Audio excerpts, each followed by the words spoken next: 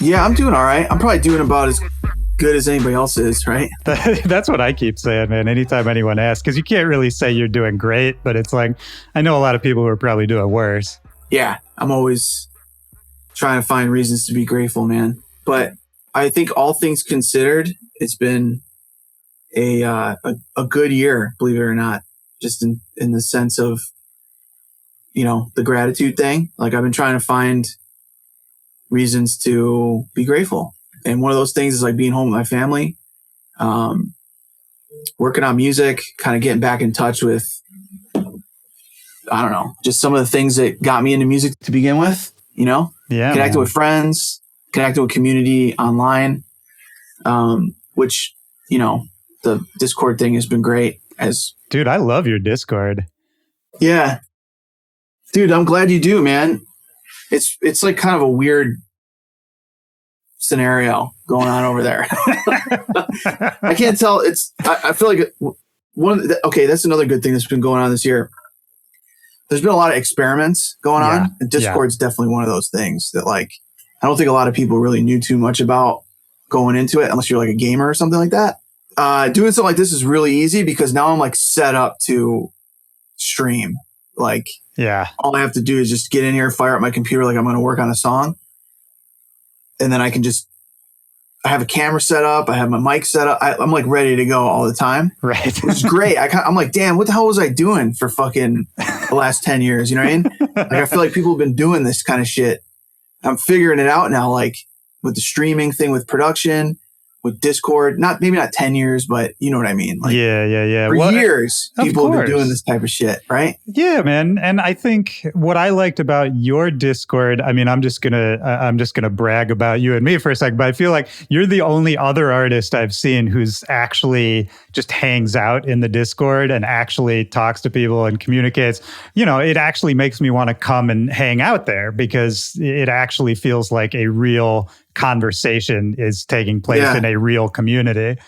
There's an opportunity to get yelled at by me on the Discord. That's what I do. I go in there and fucking yell at everybody. I mean, that's what you do on Twitter too, right? What the fuck are you guys talking about today? This is incorrect. You're fucking full of shit. Look at this fucking guy over here talking about politics. Okay, smart guy, let's fucking go. You know what I mean? Yeah. That's me in Discord. I'm just kidding. Well, that's actually not. No. You like to talk shit a little bit.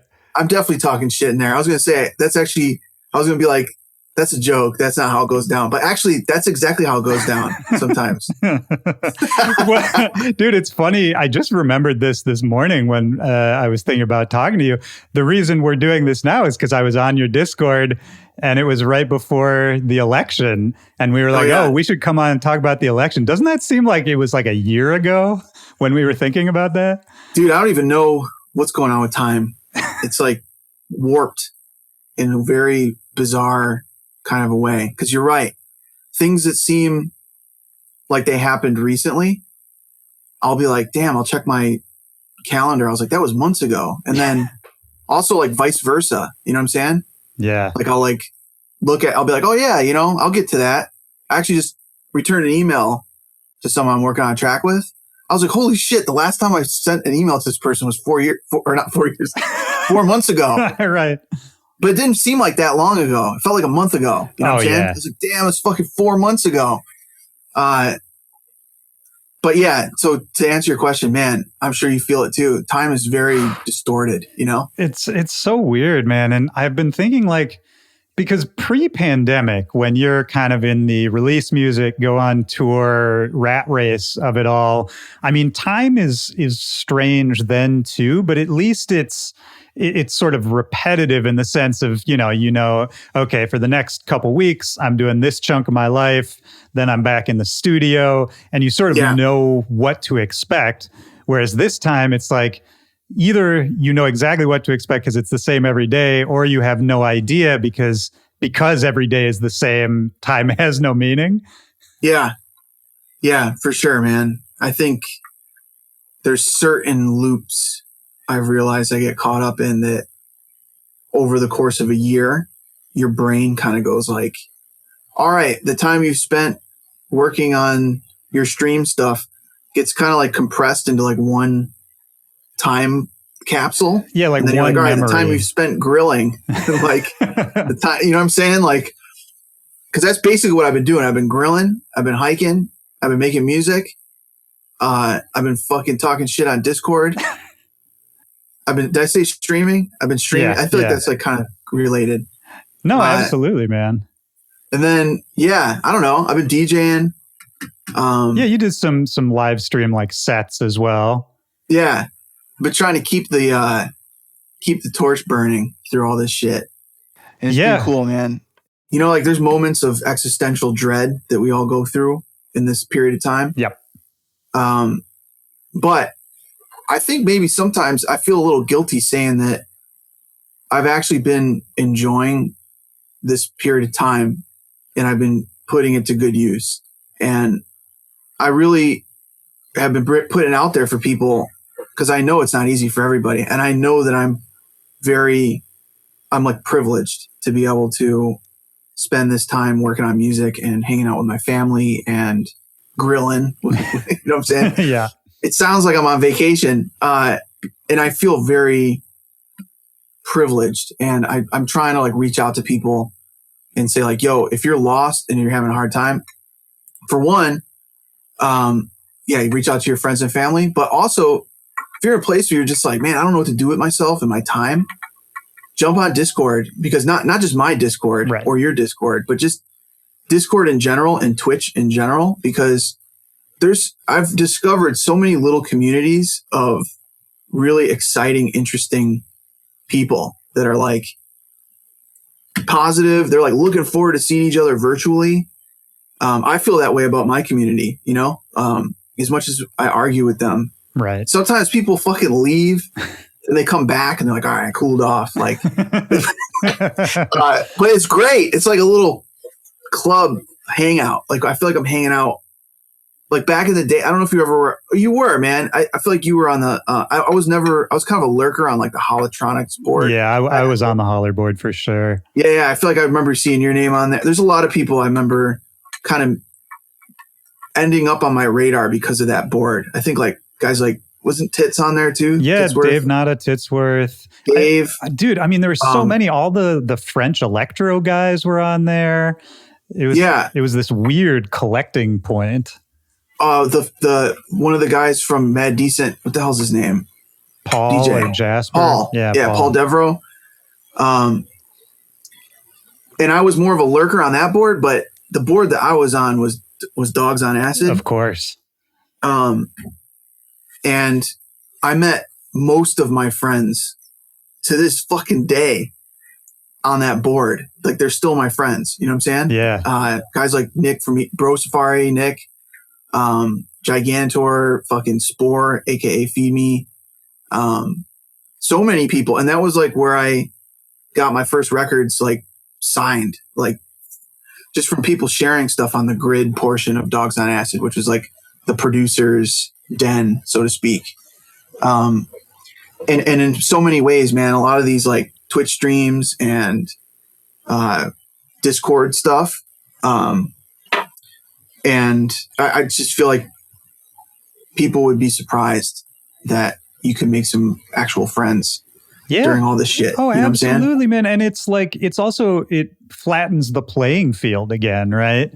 Because I think if you're just starting off and all you have is social media or something, I think, connecting to someone who's doing what you want to be doing, that seems impossible on Instagram, right? Like there's no way to actually bridge that gap. Whereas if you're just in a community, we're all just the same thing. You're all just a little line on Discord. Well, dude, actually, another reason why I felt like it was probably a good time for me, at least, to do something like finally do Willy Joy podcast. Before, I always looked at doing it's like, okay, am I going to do a podcast? What the fuck am I going to talk about that's interesting? You know what I'm saying? Yeah. Do I have any records to promote? Do I have a tour to promote? I want to save some of those things. So it doesn't turn into like, just this guy's fucking always talking about some bullshit. Nobody gives a fuck, Like, yeah. I want to save my time to be on screen to actually have something to say. You know what I'm saying? Yeah, I know what you mean. But here's the thing. What I've realized is, well, for one, I do this kind of shit on voice chat all the time in Discord and just get in a group. Most of the time it's strangers. Like, I know they're not strangers, but they're people I've never met in real life, And we just talk about all kinds of shit. And that's the thing, like what you just mentioned about Instagram and Twitter, is that people don't talk on Instagram. People don't talk on Twitter. And I take it for granted that I have conversations like this all the time with my friends, right. And we've had conversations like this, me and you, like at fucking clubs, like in San Diego or man, I was just thinking wherever about else we've run into each other. Like, just talk about all kinds of interesting stuff, and there doesn't necessarily need to be like a high concept, reason to talk to people. And I like the idea that people like, I feel like there's like a little bit of therapy that goes into just talking to people. Oh yeah. And I realize that pre-pandemic, in a weird way, I didn't spend a lot of time outside of the situations I just mentioned, like being at a green room or something like that. I didn't spend a lot of time talking to people regularly, like every week, what kind of an effect do you think that had on you looking back? Yeah, I think it had a very negative effect on me. I think that like I was going from one extreme to the other. That's something that probably a lot of people say. You probably heard that a million times interviewing people on the podcast, is like people go through those extremes of like being in the club, you're around a ton of people talking. Right. Then you go home, you're around nobody, Or like for me, which was actually really disturbing to me. And again, one of the reasons why I love certain elements of this pandemic thing is it's like forced me to reorganize my priorities, where I would come home and I'd be like, nobody talk to me.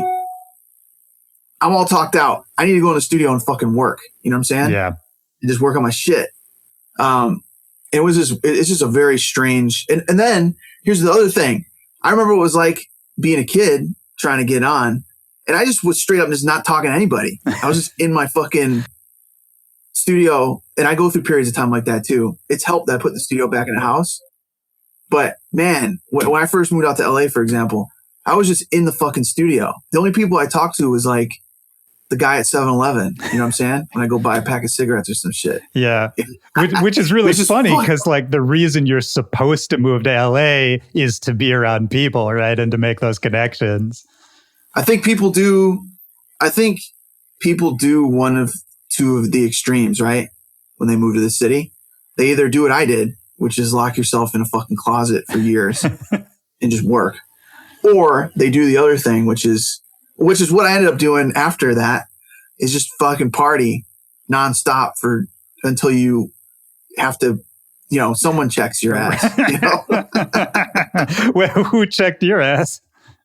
My son. When I had a kid. Yeah, that'll do it. A little bit before that, I started calming myself down. It was probably like right when I turned 33, 34. Yeah.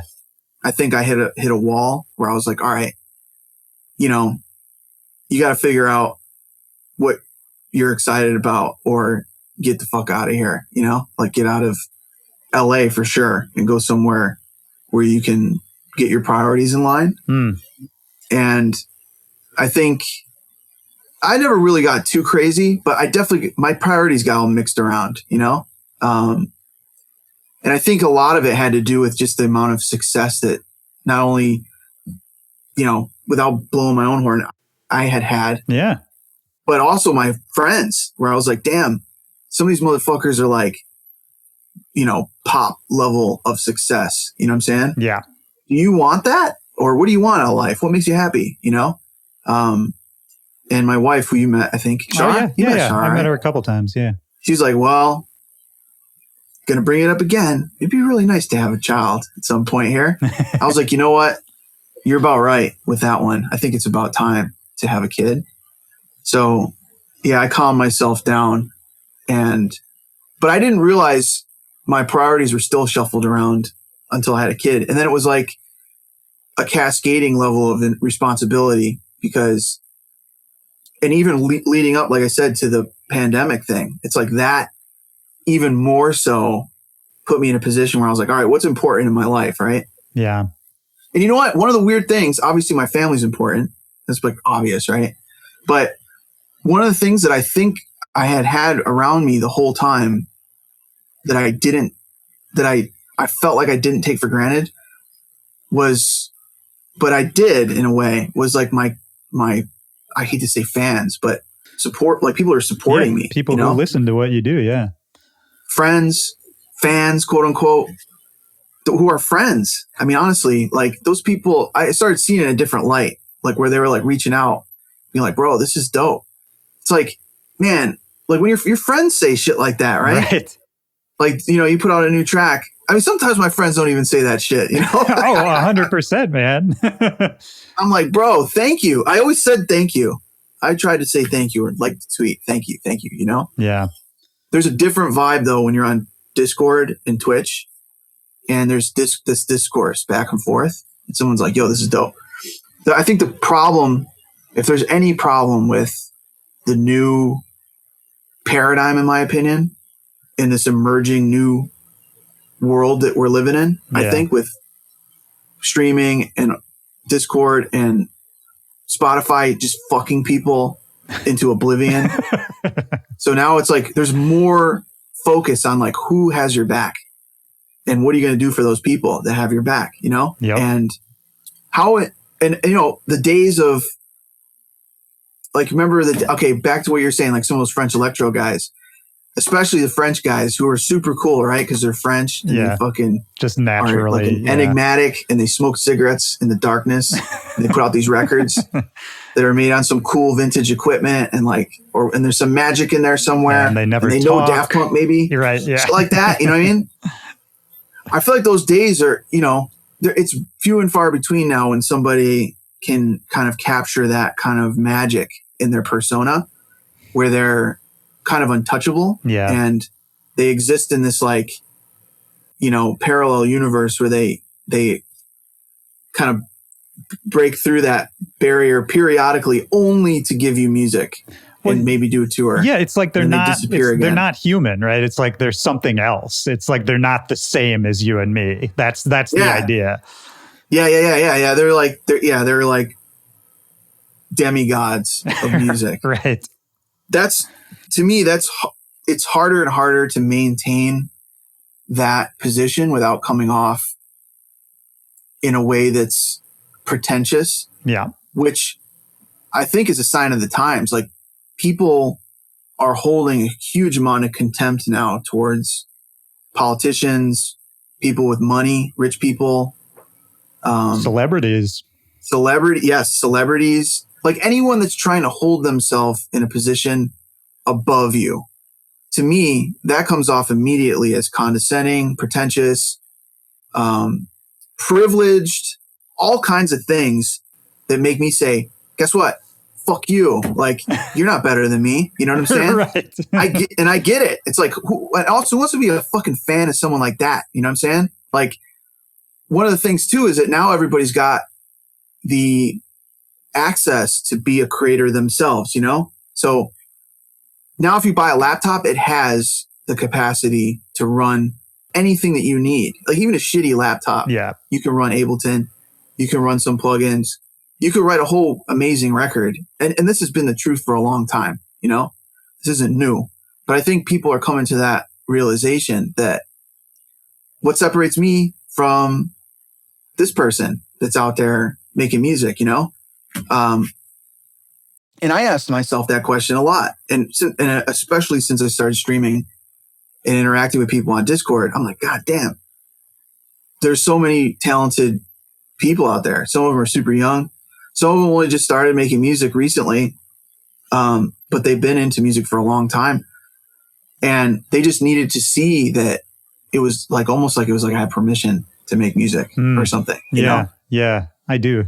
So that's pretty cool, man. Like there's something going on that's, maybe it's always been going on, but this whole scenario that's been going on for this last year almost, or so with the pandemic, and just almost feels like things are like, it's like almost like everybody's been put in this like weird self-reflection mode. Right. It's like I've been slapped around in a lot of ways, and I'm like, damn, it's made me rethink my role as a creator and I guess like a de facto internet personality to some degree, like in a weird way. You can't not be that if you're putting your shit out there. You know what I'm saying? Yeah. Like if you're like right now, I mean, you are sure an internet personality. Oh yeah. Yeah. No, it's weird. It's weird to think I don't know of what yourself. the fuck you want to call this shit. Podcast or whatever, man. But it's weird. You're right to think of yourself in those terms and to kind of accept it, because I don't know if it was the same for you, but for me earlier on in my career, I would really resist labels that someone would want to put on me or call me, even if they were accurate, because, right. It was like, no, only I am going to define what I'm doing. I have a very concrete idea of who I am and what I do. And I don't, whatever you're saying, I don't want to hear it. But then as it went on, you sort of realize, I'll give you a funny story, actually, as an example. This is probably like 2012, 2013. And I was talking to Josh, ex-Flostradamus, now, yeah, me too. And we were just talking about, the changing styles, the sounds, the trends. And I was talking to him about how I had trouble telling people what kind of music I made. And, and I was like, yeah, it's like kind of bass and hip hop influence. And he was like, yeah, trap. Just say trap. Right. And for so long I had been trying to avoid that label. Yeah. And then he was like, no, that's what you're doing right now. You're making trap music. And that's right. Like the thing you're doing. And I was like, oh yeah, of course. That's exactly what I'm doing. And it'd probably make my life a lot fucking easier if I just said that. Right. Yeah. And if I want to do something later, I'll go do that. But for so long, I don't know. Did you ever because I feel like probably a lot of people wanted to call you a dubstep guy for years. Probably people still do. And I feel like I don't know how you feel about that. Yeah. I mean, I think the label thing is like just a natural, it's natural for humans to want to do that, right? Just of course. It's like the way that we parse and organize information. So I like right now, I was just joking around today. There's that Mariah Carey and Ariana Grande like harmonizing with their like high octave voice, falsettos, which is actually really amazing to me. I'm like, holy shit! On a technical level, it's like really inspiring. But I just made the joke. I was like, this is how melodic rhythm was made. Like they invented it or whatever, just fucking around because like a lot of those guys are doing stuff where they're putting like, vocoders with a chord running through over, like running a bass sound and then running a chord through a vocoder to kind of like create this like harmonic kind of idea. And layering stuff using resonators, things like that to create harmonies. It's just stupid. It's a stupid nerd joke. But more than anything else, it's like a poke at the genre thing. You know what I'm saying? Right. Where it's like, I don't know, kids are always coming up with shit. I mean, you mentioned like the French electro thing. I remember when electro came around and it's like, there was already electro. It was like Africa Bambaataa and like, of course. I mean, there was already trap. And when we talk about EDM, there's already trap. Yeah. Dubstep, like, or rhythm. There's already rhythm. Like, yeah. Like fucking dance hall rhythms, like that, so much shit is stolen from like sound clash culture, and dance music. I mean, everything we do comes from, like black underground culture at the end of the day. Yeah, for sure.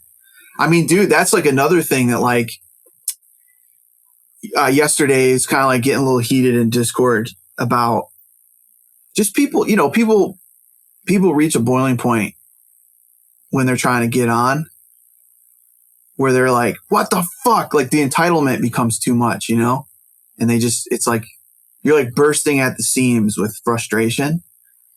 So periodically somebody like blows a fucking gasket on the internet, right? Like on Twitter or wherever. That's why I think Discord is cool, because when you blow a gasket on Discord, everyone's like, yo, what's going on here? Well, that's the other thing. Discord's a safe space, unlike Twitter. Right. Yeah, I have to remember that, because I'm like, listen, man. I mean, the other thing too is it's like I'm fucking getting old, Like I'm 39 compared to some of the guys on Discord. It's like some of these guys are like, they're super young. They're like half my age, Yeah. So I'm starting to get to that space in my life where I'm like, all right, like some of your jadedness you have control over, but sometimes you have to like not react when you hear someone complain about something that might be new to them. Right.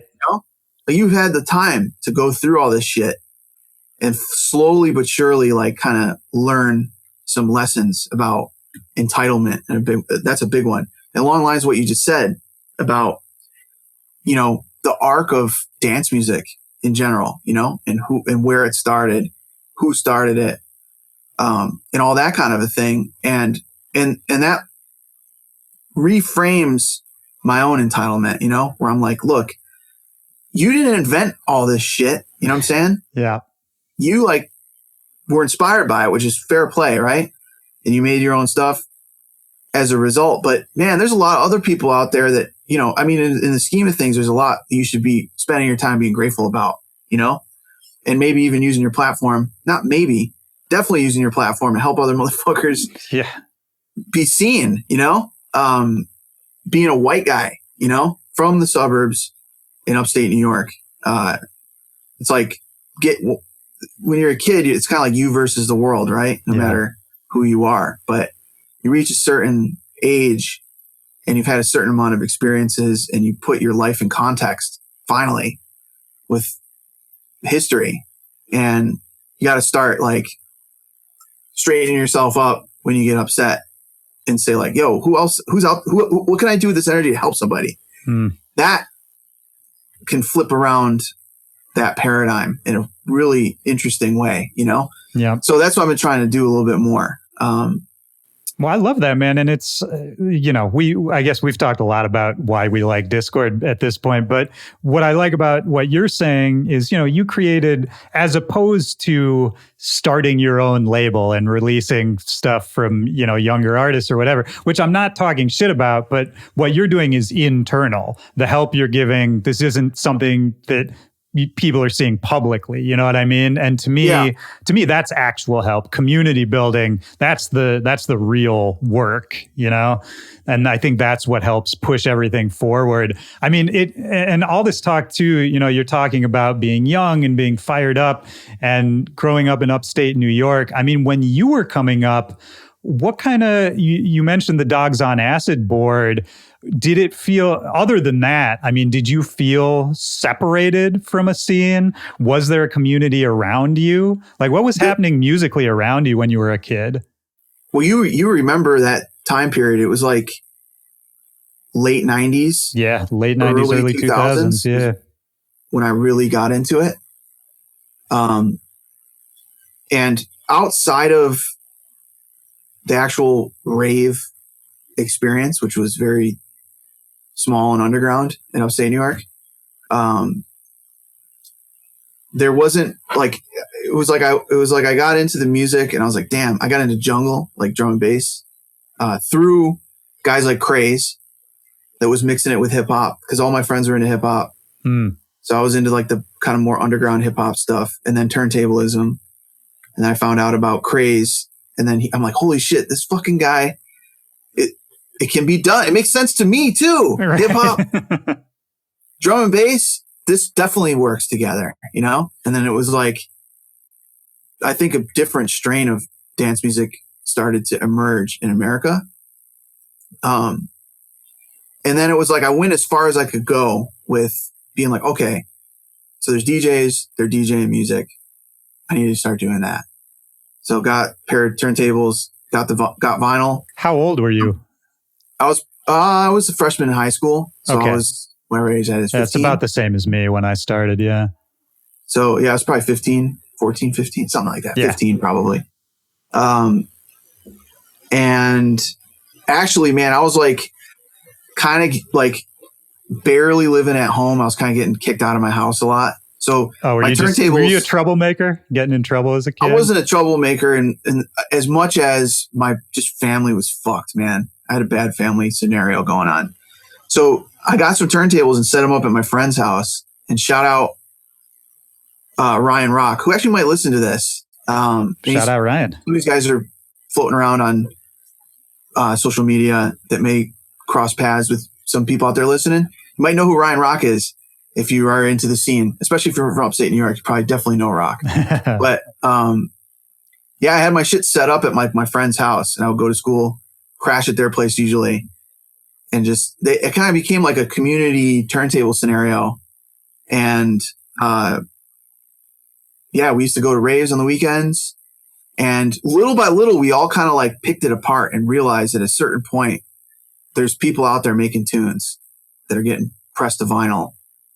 And then I started connecting all these dots from like, you know, all the places I was interested in music, everything from hip hop stuff to industrial stuff. Like I was reading the credits on like stuff like a Downward Spiral remix, Further Down the Spiral remix record that came out. Yeah. It was like Richard D. James. Like, who the fuck is this guy? Oh, it turns out it's Aphex Twin. Like, then, you know, through understanding who Aphex Twin was, I figured out who Square Pusher was. So I had a little bit more of a connection to drum and bass and jungle and stuff, at least aesthetically in some of the records he had put out. Right. So all this stuff, these like kind of points started to like converge. And then I was like, oh shit, I need to like get drum machines and shit like that, you know? And thankfully, right at this point was like when Reason 1.0 came out. I feel like it was right on that tipping point where you could all of a sudden produce a whole record just in the box in one program. You didn't have to rent out a studio. Yeah. Because pre that, it was like you had to have a rich friend or you had to intern at a fucking studio, or, you know, you're going to college, or, you know what I mean? You had to like have access to very expensive equipment and somebody that knew how to run it all and set it all up, you know? So that was something that, at least that was my concept of how to get this shit done. Right. It was like, and also a lot of the equipment that we had was like shit that people used to in bands, you know, like Mackie monitors. Like none of this stuff was ever set up for dance shit, you know? And as a result, a lot of the early shit that we were making sounded more punk oriented mix wise. Like, were you in bands and shit too in those days? Yeah. I mean, I wasn't ever like as passionate about it as the dance stuff because I could do it all myself, you know? But I'm just saying the aesthetic, because of how shitty the situation was. Oh yeah. The aesthetic ended up being rough around the edges. I think that was like across the board, especially for a lot of American dance music. 100%. And that's the roots of dance music, man. I think that's even fitting with the traditions of dance music, is you kind of make do with whatever you have and figure out how to use whatever. I mean, if you think about, I talk about this on the show all the time, but, you know, think about how techno started in Detroit. I mean, they just had this sort of like chintzy drum machine, and they figured out a weird way to use it and warp the sounds, not how it's intended. Yeah. And then they were playing in a fucking, just a back room in a warehouse or something, like with a PA. They set, you know, however you source it out. Maybe homie's got some speakers and shit they're going to bring through, you know, I mean, that's the way we did it. Back room of a bar, all that. Yeah. I mean, we did it. Yeah, we did that. And then we were also like the off room of an off room. Like, I mean, that's the thing that, oh man, this is a whole different discussion about the, just how far all this shit has come, you know, man. And also where it may return. Like, I think that people are under this idea that like, it's just going to be like this, you know, like, I mean, when I say like this, I hope it doesn't stay like this, like 2020, right. You know, but what you're talking about, there's people, no shows, there's this assumption that the money tap is just going to stay on the whole time, you know, or that people just fuck with this music, you know, like, right. It's, you know, I mean, I think it's guaranteed that it's not going to last forever. You know, it's going to continue to change and evolve and stuff. But I'm just remembering in the timeline of all this, like there's people that have come up in the dance world and they're just like, damn, this is dope. Like it's like, this is that to me, like if you look at it on the timeline, it's like you remember with like, just the timeline of like humans on the planet Earth. Yeah. It's like, man, there's a lot of struggle before living in houses with, running water and fucking electricity. Yeah. Like people were out living in caves and fucking, you know what I mean? Oh like, yeah, man. fighting off disease on like that's the thing with like the pandemic. It's like we've learned so much about how the human race has fought off. This isn't a new thing, It's like, well, and how easily it can fall apart again, right? Yeah. It's like, this isn't new. This is something that happens to the human species. We like get fucked by a disease, and this isn't even bad. You know what I'm saying? Like it's happened in the past, but I feel like that with the rave scene too, where it's like what we're dealing with right now. It's not really the rave scene. There are raves. They do happen. A lot of times they're looked down on by people that go to fucking, bottle service clubs and I'm not going to go fucking hang out in some crusty basement.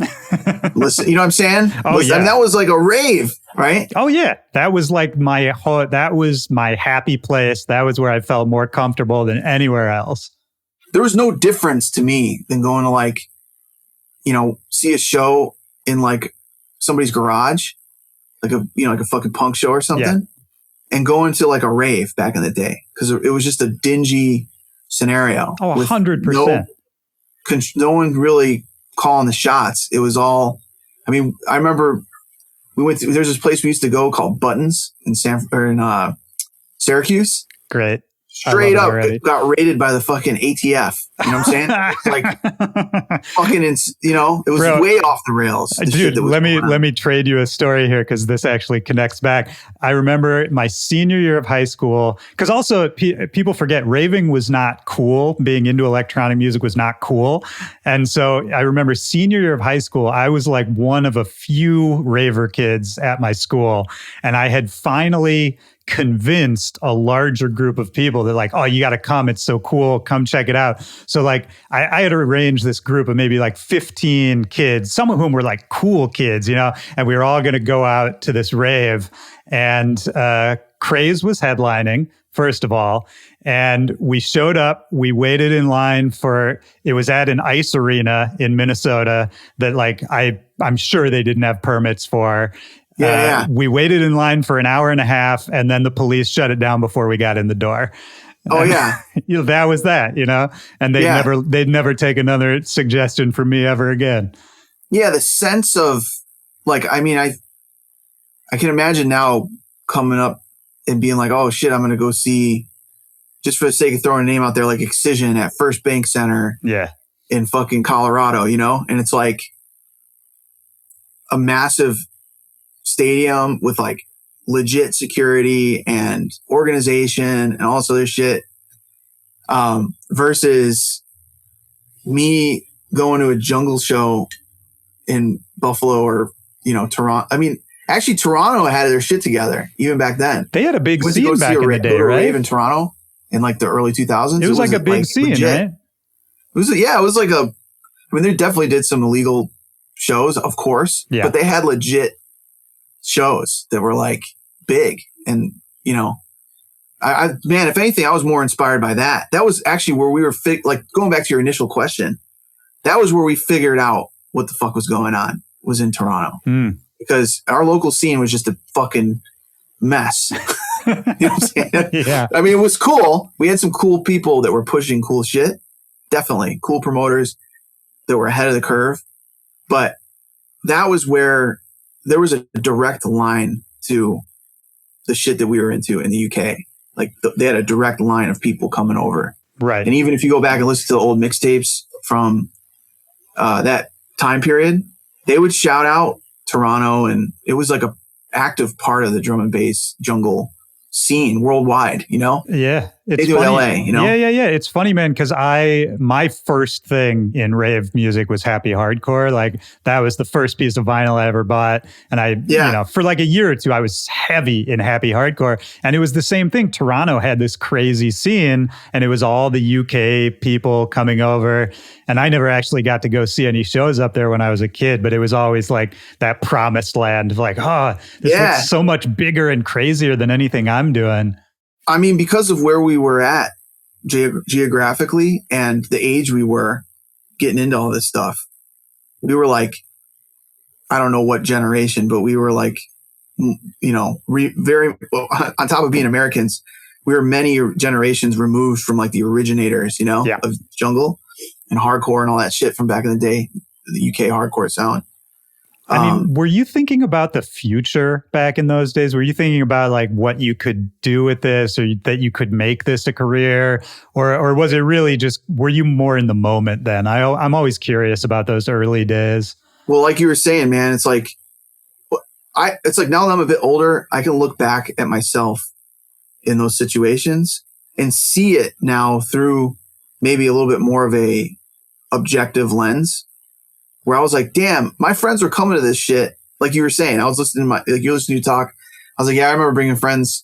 They would show up looking for shit to do. They would show up at our shows because eventually we came to the point where we were throwing our own shows in Rochester, and they'd be like, damn, what the fuck is this music? It's like headache music, Yeah. And I can imagine them looking around and just being like, who the fuck are these people, and like, what is this shit? It was like after they've gone to a couple, they're like, this is actually dope. This is cool. It's a good time. Yeah. There's a lot of people there, having fun. And a lot back then was like maybe a couple hundred, Of course. Yeah. But man, it was just one foot in front of the other. And like what I was just about to say is that because of the generations that we were removed from the originators of that sound, the jungle stuff, to me, I held the same esteem to guys like Capital J and Mystical Influence, and then in America like Diesel Boy and some of the New York people like Reed Speed and Dara and Soul Slinger, and then on the West Coast, like later on, like guys like Gridlock and Hive, and then guys like Fury from Denver, who lives in Denver now, who's actually originally from my hometown, but he's been a staple of drum and bass in America. All these people sat on the same echelon in my mind as like Mickey Finn and Brocky and Ed Solo and like some of the Skibbity and all those guys. Yeah, Shy FX. Like these are all people I originally started like they were, because in some cases these people would be on the same mixtapes. You know what I'm saying? Right. Because they play a show in Toronto, so there'd be some local people that lived in Toronto, some Americans sometimes, and then UK guys all on the same record or on the same cassette. And to me, I was just like, oh, I mean, you just take things as like a matter of fact, Yeah. And I was like, I don't know what the fuck I'm going to do with my life, but this is dope. And then, and then it's like we were saying with Craze, it's like then all of a sudden guys like him materialized into my field of view. And then I got to hang out with guys like him, just come into town to play a show, Did you meet him back in the day there? Like, is that how you met him? Yeah. We booked him at some point. Friends booked him. And he came to town, and it was like, Craze. He's like, hey, let's go out and have a drink, Let's go. No, like pretense about it. He's just down to hang. Yeah. Especially 15 years ago. Oh, man, you know what I'm saying? Or whatever it was. 20 years ago, almost. And we were down, let's go get a drink. Let's go fucking hang out. In certain cases, I even remember I used to work at a record shop in Rochester called Sky High. I remember he came in and was down, like just set up decks, and he was like in store. People would come in to buy records back when that fucking happened. Yeah. But the people would come in the store and be like, what the fuck, Craze is here? Scratching and drinking. You know what I'm saying? We're all just like partying in a record store. I can say that now because it's not around anymore. So I can't get in trouble for that. And it happened a few years ago, but we're definitely like partying. Oh yeah, of course, dude. Those situations happened all the time. And I miss that because I guess one of the themes that's developing in this conversation is that theme of community, right? Yes. And that really was because I had similar things. There were local record shops where you would just go and you would run into somebody you knew. You could just spend a couple hours there just listening to stuff, talking to people. It was just the same as going to hang out with friends, but it was sort of based around this shared culture and this shared music that everyone was into. And I don't know. It would turn into this. It would turn into like what we're doing right now, but with like a group of people. They'd be like, yo, you guys want to go outside and have a cigarette? And everyone go outside and everyone just keep talking. And people like, so it was, I mean, it sounds like old guys sitting on the porch talking about the good times. But I mean, dude, honestly, like you're saying, this is the vibe that I get on Twitch. Yeah. This is the vibe that I get in Discord. It's like hanging out at the record store. It's like hanging out at a show, like even, like out in the smoking patio. I mean, dude, I would go to shows back in the day in my hometown. I wouldn't even really go inside sometimes. Right. I lived down the street. I would walk out there and just hang out outside and just talk about music. You know what I'm saying? Yeah. Like literally just fucking talk about new records that are coming out. Maybe I'd go inside eventually. But it was a social situation, Well, and I mean, so that's the social situation. Let's talk about the antisocial situation, which is you starting to produce music. And, you talked about Reason 1.0. And earlier we were talking about how, you were spending all this time in the studio when you moved to LA. So was it the kind of thing with production and did you just sort of take to it right away? Because I mean, I think of you as someone who just gets in the guts of the software. You're always experimenting with stuff, pushing stuff, trying to learn new things. Have you always been that way? Was it always like that even when you started?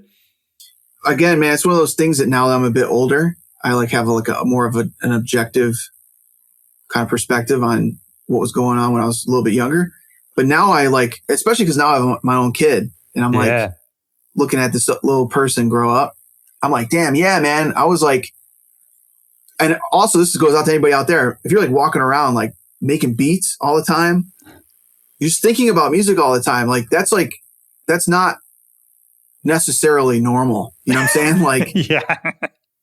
You know what I mean? Like, and people that love music too. Like that's like I think everybody has a capacity to love music and create art. But if you're like passionate about it, especially when you're young, like, man, you got to like feed that. And I'm glad that I did. And so much of it for me at the time was because I didn't have like a family, so to speak.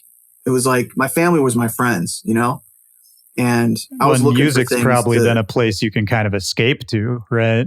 Yeah. And it's like Cheers. Everybody knows your name. Yeah. And they're always glad you came, it's like that, you go into that circle of people making shit and man, it becomes, family. You're like helping each other out. Like, you can relate to people busting their ass, getting their ass busted, shit coming up in their life. And they're like, oh man, they fall off the wagon of making stuff. Yeah. Like, man, you're not making shit anymore. Come on. I mean, I remember my friends like, their life kind of falling apart and they're like, yo, do you want to buy, I'm not even like a rapper or anything. Want to buy my mic? I need to buy my mic. I need to sell my mic. Yeah. And I'm like, what are you trying to sell it for? You know what I mean? Like, what do you need money for? Right. How about this? I'll give you some money. I'll hold on to the mic. You know what I'm saying? And when you want the mic back, I'll sell it back to you. How about that? I still have the fucking mic. Do you really? I still have it. Yeah. That's amazing. It's around here somewhere. And the fucking still seeing if he'll pick it up eventually. Yeah. Friends falling off the wagon, selling all their shit. And it's like, it becomes kind of like a way of life. And actually, like, that's the thing, like getting into the scene in general. And it got a bad rap, especially back in the day, because it was fully underground most of the time. Pretty lawless, like haven. It's like these motherfuckers get together and they play their techno music and fucking smoke crack, you know what I mean? In someone's basement. It's like, we had to fight against that for so long. It's like, dude, I mean, I'm hanging out with people at some points that were like Mensa level intelligence. Oh, you know what I'm saying? Oh, yeah. Dude, you know what? Actually, one of the reasons why, because I think we take it for granted immersing ourselves in the music thing. I remember being a kid in my probably early 20s, and I was getting my associate's degree at community college. What was your degree in? In fucking liberal arts. I had no like major. I was just getting like the general prerequisite credits to maybe go to fine art school or something. Actually, you're a Chicago guy, right? Yeah. You were living in Chicago at one point. I was for a long time. Yeah. I actually went and looked at Chicago Art Institute. I almost went there for college. I was looking for I was like, damn, is having a career in music, is that like a smart thing to do? Like, do smart people do that?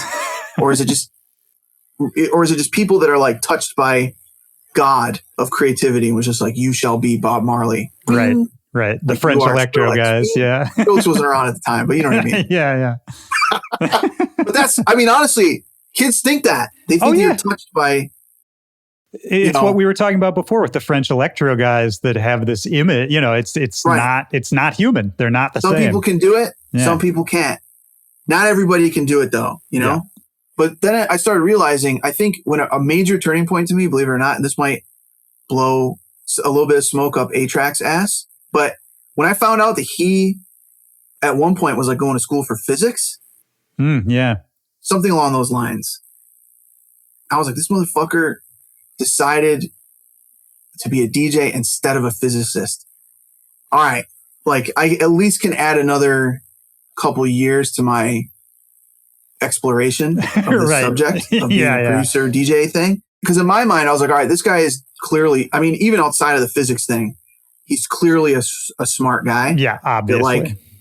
He's like academically appears to be smart, His brother too, Dave, they're both smart. Him too. Yeah, I found out he's like a PhD in guitar. Yeah, it's crazy. Later on, I was like, all right. So they're smart enough to look at this whole situation and then in a very coherent, self-aware kind of a way say, this is a good idea for me to do, And I don't think I ever even told A-Track that, ever. I think this is the first time I even mentioned that. But that's awesome. But it's things like that. And then along the way, meeting even other kinds of people that are, inspiring to me in different ways, pursue that dream. And then little by little, you're like, you know what? This isn't insane, and it's not stupid, and it's not, reckless to be a musician or to be a creative person in any capacity and to devote your life to that. Because one of the other kinds of lessons I also learned was some people that I know in my life that took the safe quote unquote path and then were surprised that it didn't turn out the way they thought it would, right. With like a company going out of business or. Yeah, man. It's interesting. I had like the inverse of your experience because I went to an Ivy League school and I always had done very well academically. And I was for sure that was supposed to be the path for me. And it wasn't really until I was almost out of there that I even realized that, I'm not sure that this is exactly what's going to make me happy in the long term. And if I want to do the music thing, which I had already been doing for years and years, but just, as a passion that, actually, okay, I got to start planning this out. And it's funny, man, because now, especially having done this podcast for a while, there's this like secret society of like Ivy League DJs who all sort of made the reverse. It's like we were already up on the tower or whatever, and then we decided to climb down. And it's really, and then I talked to somebody like you who we had a slightly different background, but we're having the same conversation, and you realize that, it's not really about the path. It's more about the shared calling, Yeah, I agree, man. I think that everybody has, this is one of the things we were talking about in Discord the other day is it's like, everybody's got their own, well, for one, you don't ask to be here, right? Yeah. You're just here all of a sudden. You're a person. And then you have your circumstances, which you don't get to choose, right? Right. So you just get this hand thrown at you and you go, here you go, fucking deal with it, And one of the things that's actually really striking to me is that, and again, the humbling process has it continues to exponentially grow as I've gotten older, you know? But I realized that like, I didn't have it so bad, you know? I grew up thinking I had struggle.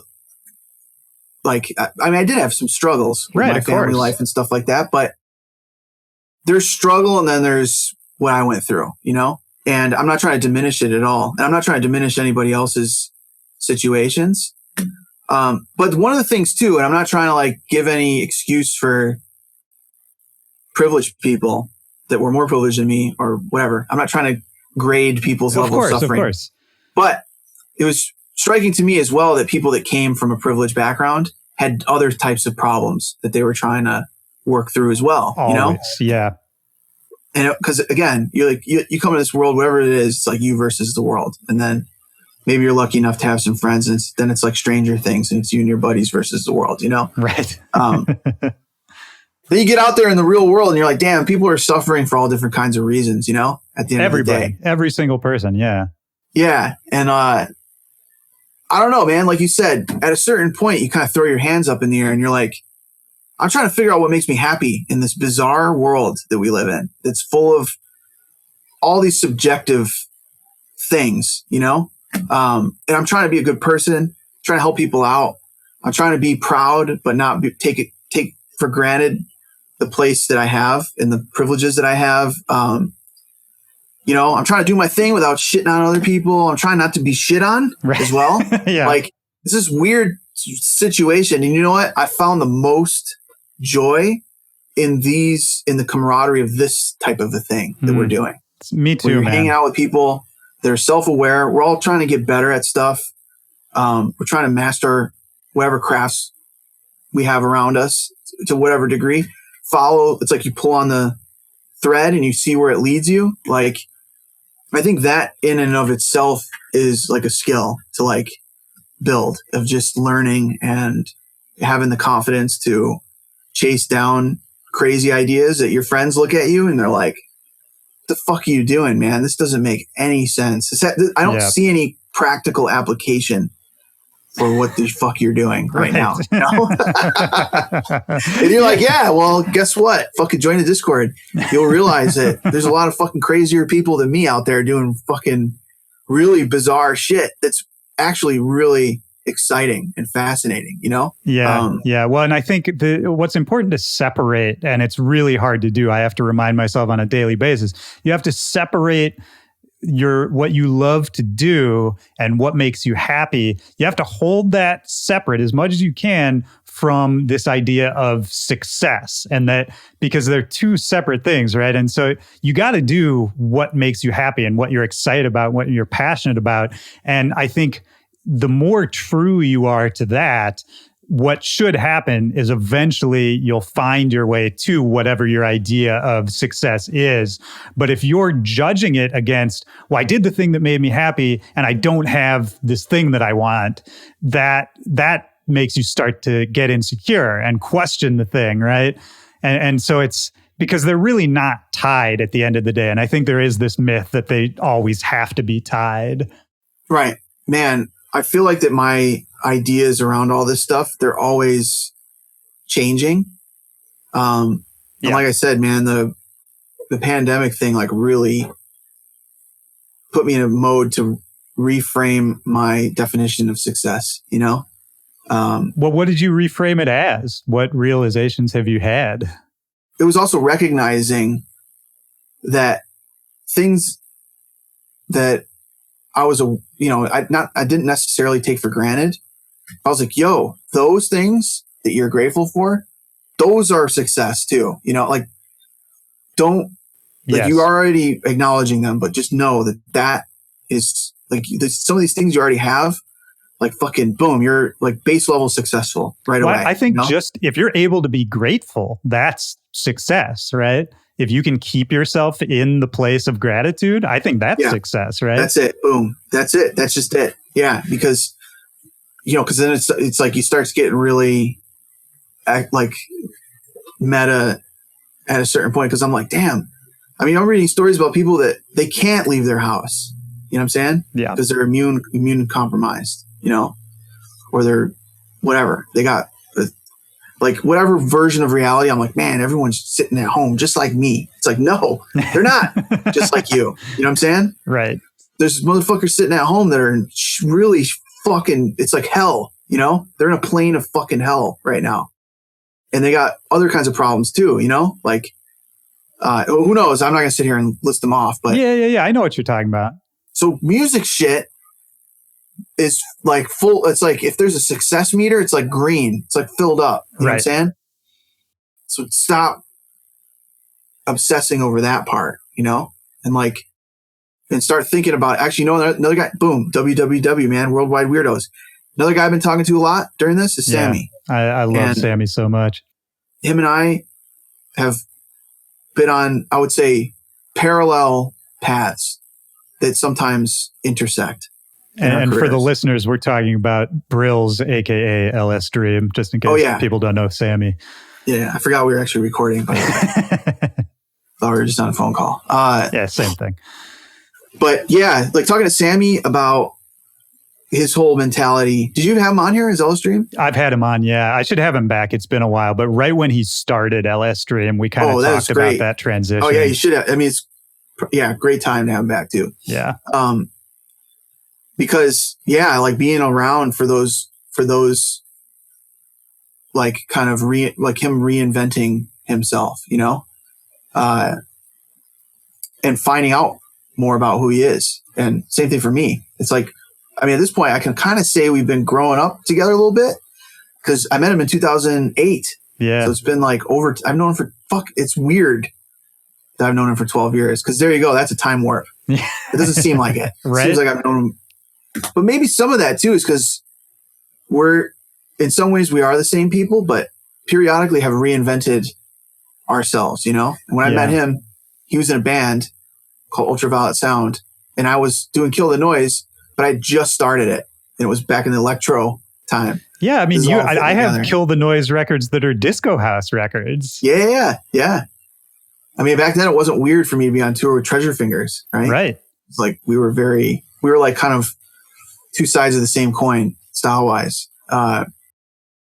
And even then, you know what? Not to cut you off, but even that's a reinvention for you because you had a drum and bass project even before that, right? Well, I was going to say that was it was all very new to me, to Kill the Noise. It was like starting out. And then I was friends with him for a while. I helped work on an album that him and his now wife, Sarah Hudson, were working on. And we went out to Vegas and worked in the studio together, became great friends. And then shortly after, hanging out in LA, I remember we were walking around in Dim Mak Studios, which at the time was called Cinespace. Cinespace, yeah. I believe. And I forget which show we were at. We were going to see somebody play. But Sammy had already been messing around with this Brills idea. And he was kind of like throwing some softballs out there. Like, what do you think of this? What do you think of that? What do you think of this other thing? Because this is this new project, you know? And now it's cool, man. Like seeing, now it's like, once again, going through that process with LS Dream. Now it's like fully actualized, you know? Yeah, he's got it now. I think he's like developing it even more. But now it feels like it's like a thing that people are connecting with. I think the first Brills record I ever heard was the remix he did for you back in the day. Yeah. Talk to Me. Yeah. Was that one? Or was Roots. It was Roots. Yeah, Roots. He did two of them. He did Talk to Me. Okay. The Roots one, I think, was the first one I heard. That was a rap. Oh, it's fucking over. Talk. Me and Craze on Slow Roast. Right. Yeah. I mean, all these connections, man. And then shortly after that, Sammy was playing a show in DC where I was living at the time. And we had... you did the remix. Well, yeah. We did. Well, and then we... For What the Fuck. Yeah, we did What the Fuck. And that was the first night we ever met. He just came over to my place and we made that song. Then he went and played the show. Oh, the original, not the remix. Fuck. Oh, yeah. No, we did the original. What's that? Did you remix the original? No, we made it together. It was a collab. You guys did the original together, but didn't you also do a remix or something? There were several remixes of it, but I don't think we did. I don't think we did like a VIP or anything. Yeah. But all I'm saying is, that was the first night we met, and it was just one of those immediate connections. We made a song in a night, which for me is pretty rare. And then he slept on my couch. And I don't know, it's funny now that we're talking about it, because I'm realizing, I think the last time I saw you in person was at Sammy's wedding. Oh, it could be. Yeah. I mean, that was a while ago now, and we've talked a bunch since then, but maybe the last time in person. And could be. Or it was in San Diego. Oh, that's right. No, that's when it was. It's when, we shut the club down in San Diego. Yeah. Stayed there till like 5 a.m. Who knows? But that, man, fucking A, dude. I'm getting old. All these memories are like, they're like, I'm like, oh shit, that did happen. But yeah, man. Well, then I don't need to tell you about Sammy. He's the best. And just along the lines of what we were saying, it's like this reflection periodically. And what he was saying, okay, I remember exactly what I was talking about. He was saying that one of the realizations he's had is that being a musician is like it's like a service to other people, and not in a way that's like exploitative, right? Like, trying to come across a certain way. Not putting yourself on a pedestal. Well, I mean, like there's a lot of people out there that kind of come under the guise of trying to help people out, and it's really just like a marketing angle, but really like spending your time like trying to help other people out, and talking to people and like listening, like you were saying about like building a community, like one of the new things that's been kind of like a little tweak to the building a community thing for me is it's just like it's connecting to a community. Like I'm not necessarily building my own thing. I'm like just putting myself out there and connecting to what's already kind of going on out there, the same way that we could go to a rave, you know what I'm saying? And be in there and be a positive example of people that are into the music and are not,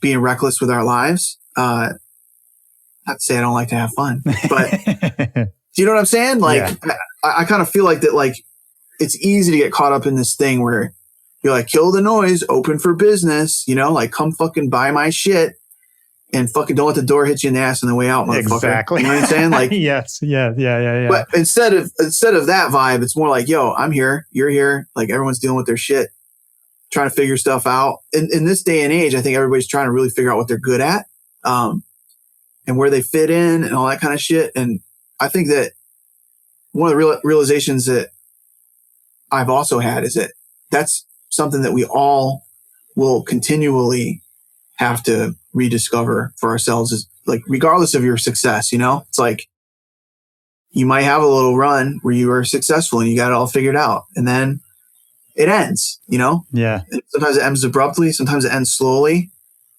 but then you got to figure it out again, Well, I mean, talk about for yourself, man, because, we talked about the like early 2010s era where Kill the Noise was a new thing and really started popping off, right?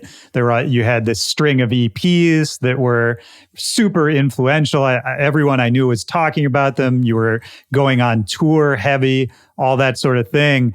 I mean, talk a little bit about that era and then the couple of years after, because I have to imagine that must have been a period where you did have to sort of flip it again, right? I think at this point, the good thing is that early on, I experienced on a smaller level that cycle of, what the fuck am I doing? Oh, I know what I'm doing. Fucking study, work, improve, try an idea, fail, but get a little bit further. Boom, boom, boom, boom. And then all of a sudden, like, boom, something working. And then you fucking, yeah. And then you're like, wait a minute, this is it? And then you're like, holy shit, I guess it's over now. What the fuck? Right, yeah. Boom. Yeah. And then you fall on your ass again. And then you're like, because that to me was like drum and bass, like got a little bit of love in the US, releasing with Evil Intent recordings, met them through DOA, couch surfed across America, got to see a lot of cities I never thought I'd get to see in the US. Actually got the chance to go to Europe, played in the UK, played in Eastern Europe. And then electro came around and just like decimated, vaporized. Mowed it down, yeah.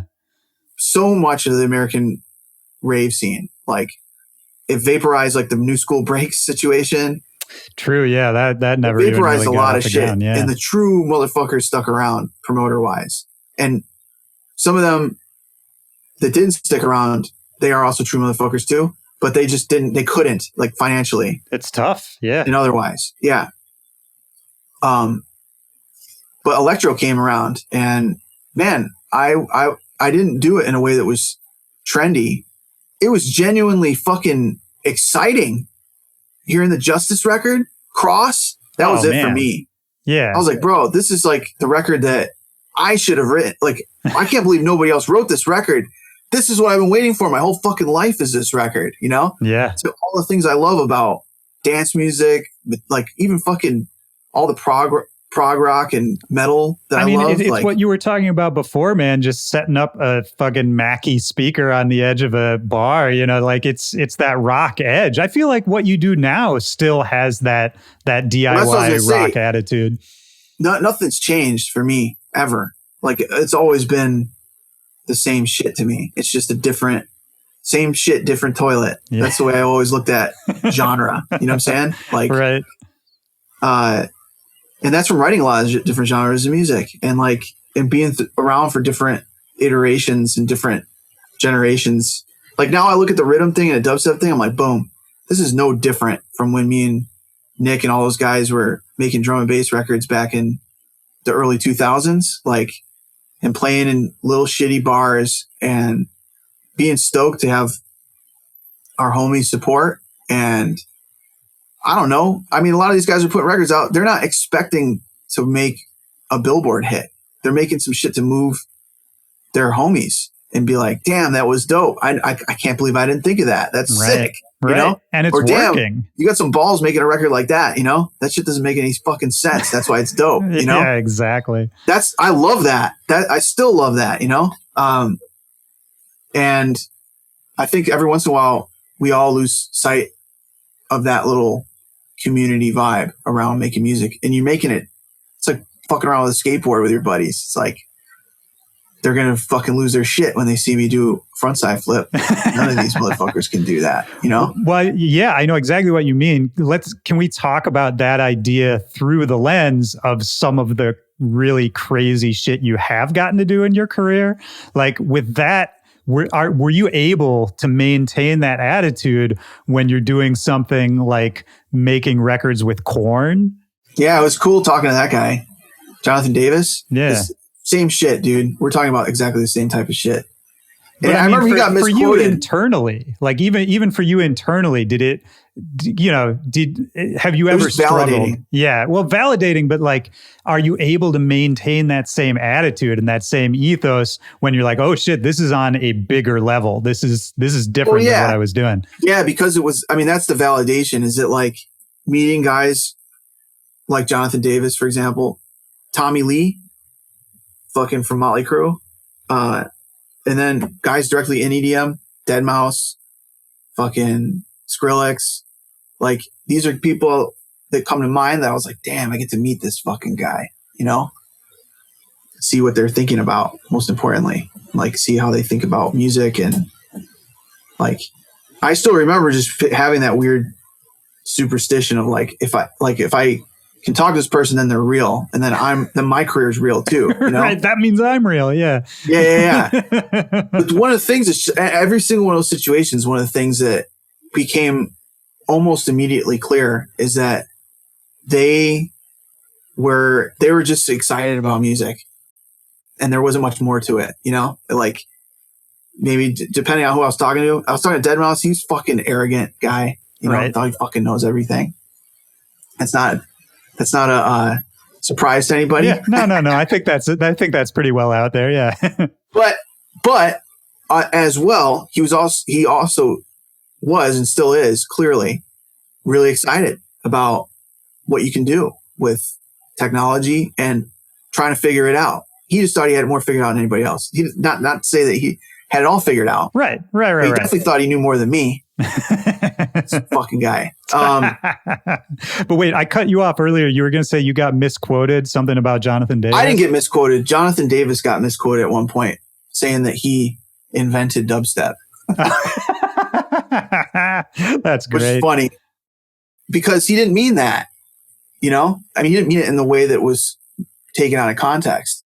He was just saying exactly what I'm saying about genre, where it's like, there's no difference to me making dubstep as there is making a rock record or making a drum and bass record. There's the spirit of why you're making the shit. Yeah.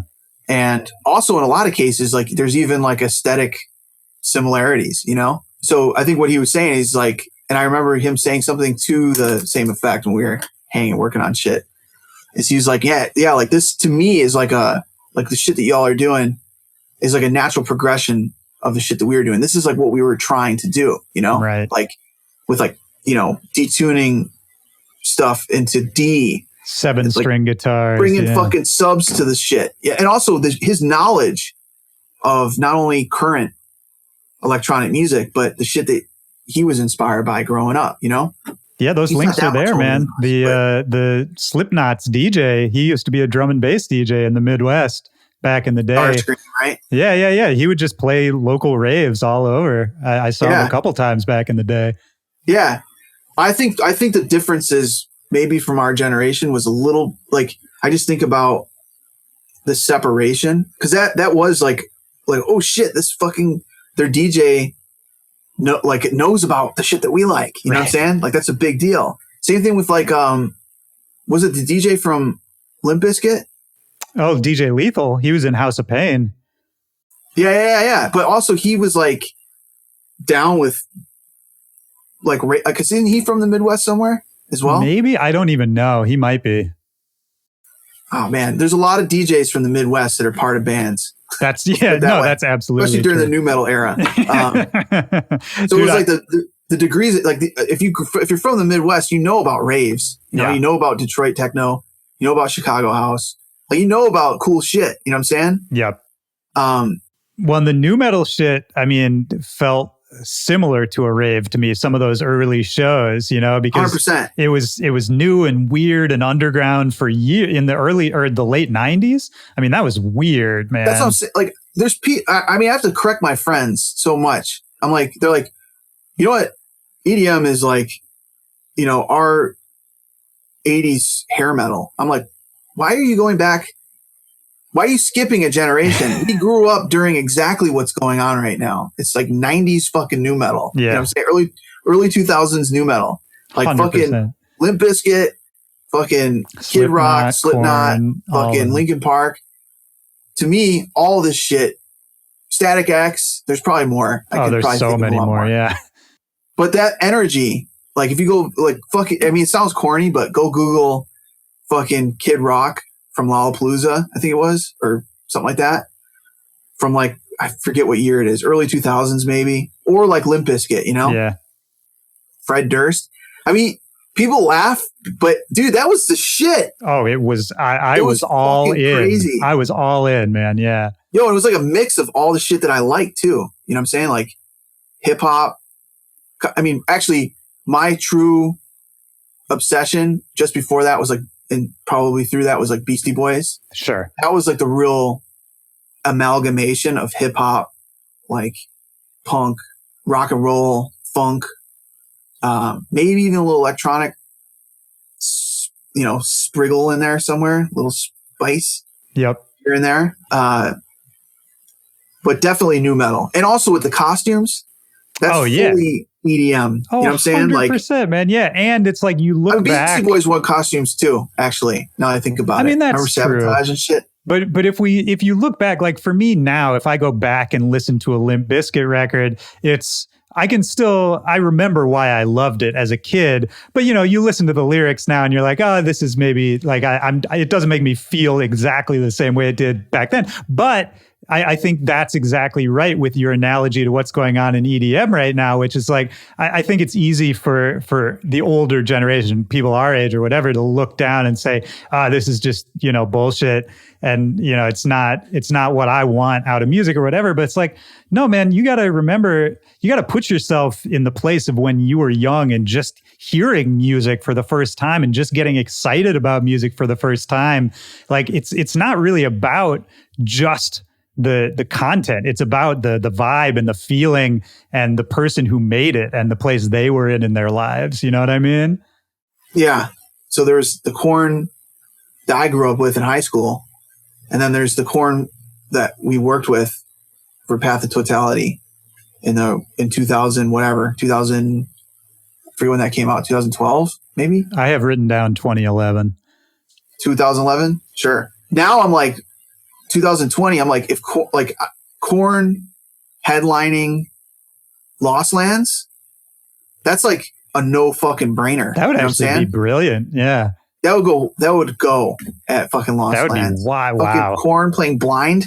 Oh man. That would be insane at Lost Lands. But back in 2012, when we did that tour, some people got it, some people didn't. It was definitely ahead of the curve. I wanted to talk to you about that because I saw last night, I saw a video of you with Korn on Jimmy Kimmel performing. Yeah. And it reminded me that you guys did all those shows together and did crazy stuff like that. I mean, obviously you just said, some of Korn's crowd understood what you were doing, some didn't. But for you personally, what was that experience like to go on tour with them, to play shows to a totally different crowd?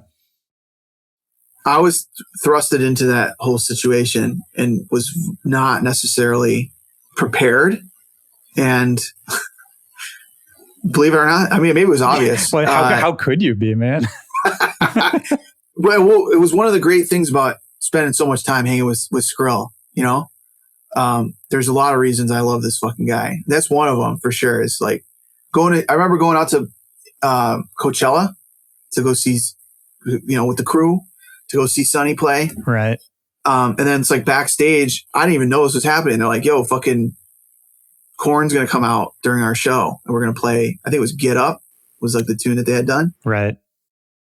And I was like, damn, that's dope. I didn't expect to be able to see this. This is going to be great. And then while we went to the show, or went to the site hanging out, and I got introduced to Jonathan through Sonny.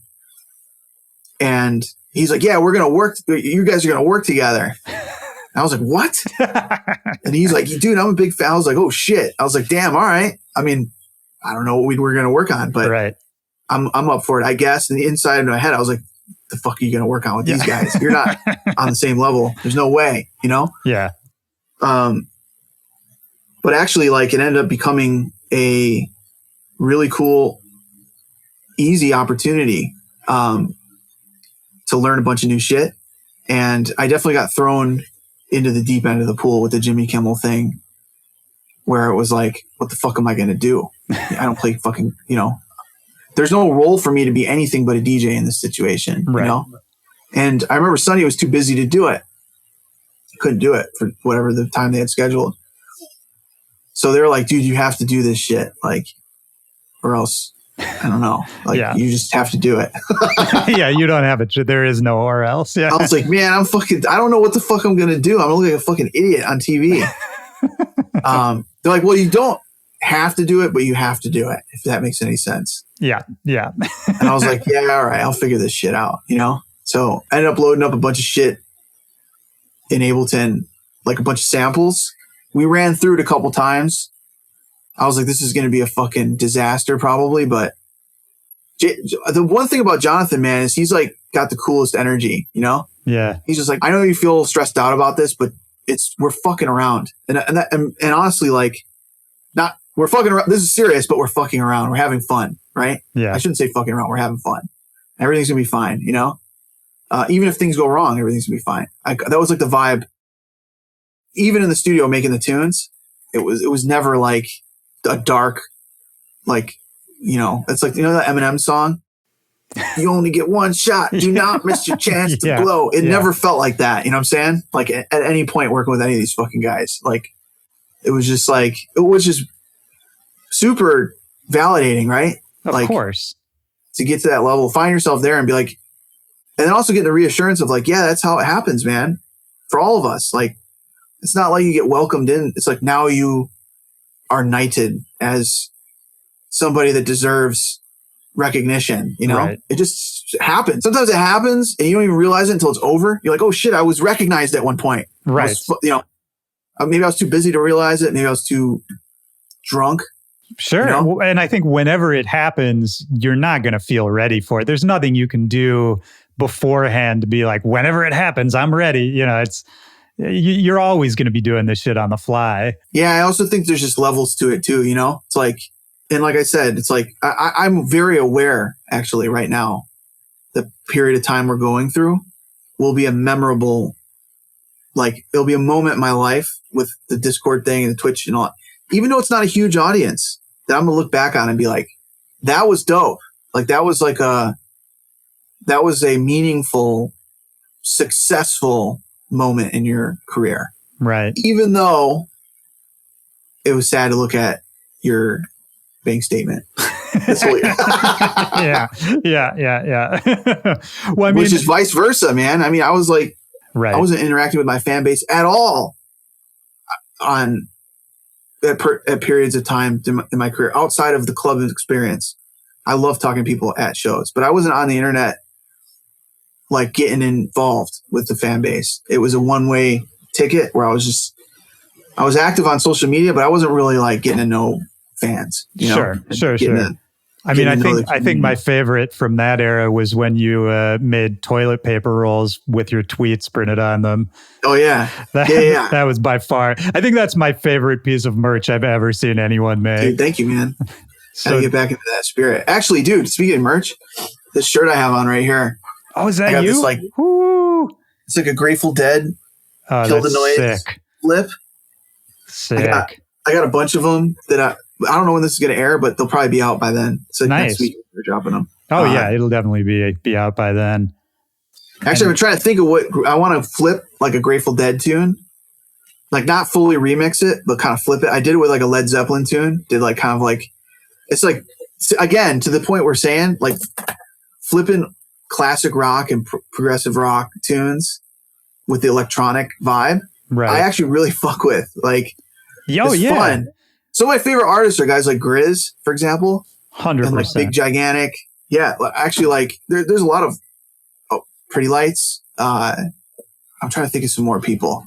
Well, I know what you're Zed's saying. Dead Man. has done some flips like that. Yeah, Zed's Dead has for sure. And I mean, I feel like you've always kind of danced on that edge. I mean, didn't you do a record with Tom Morello?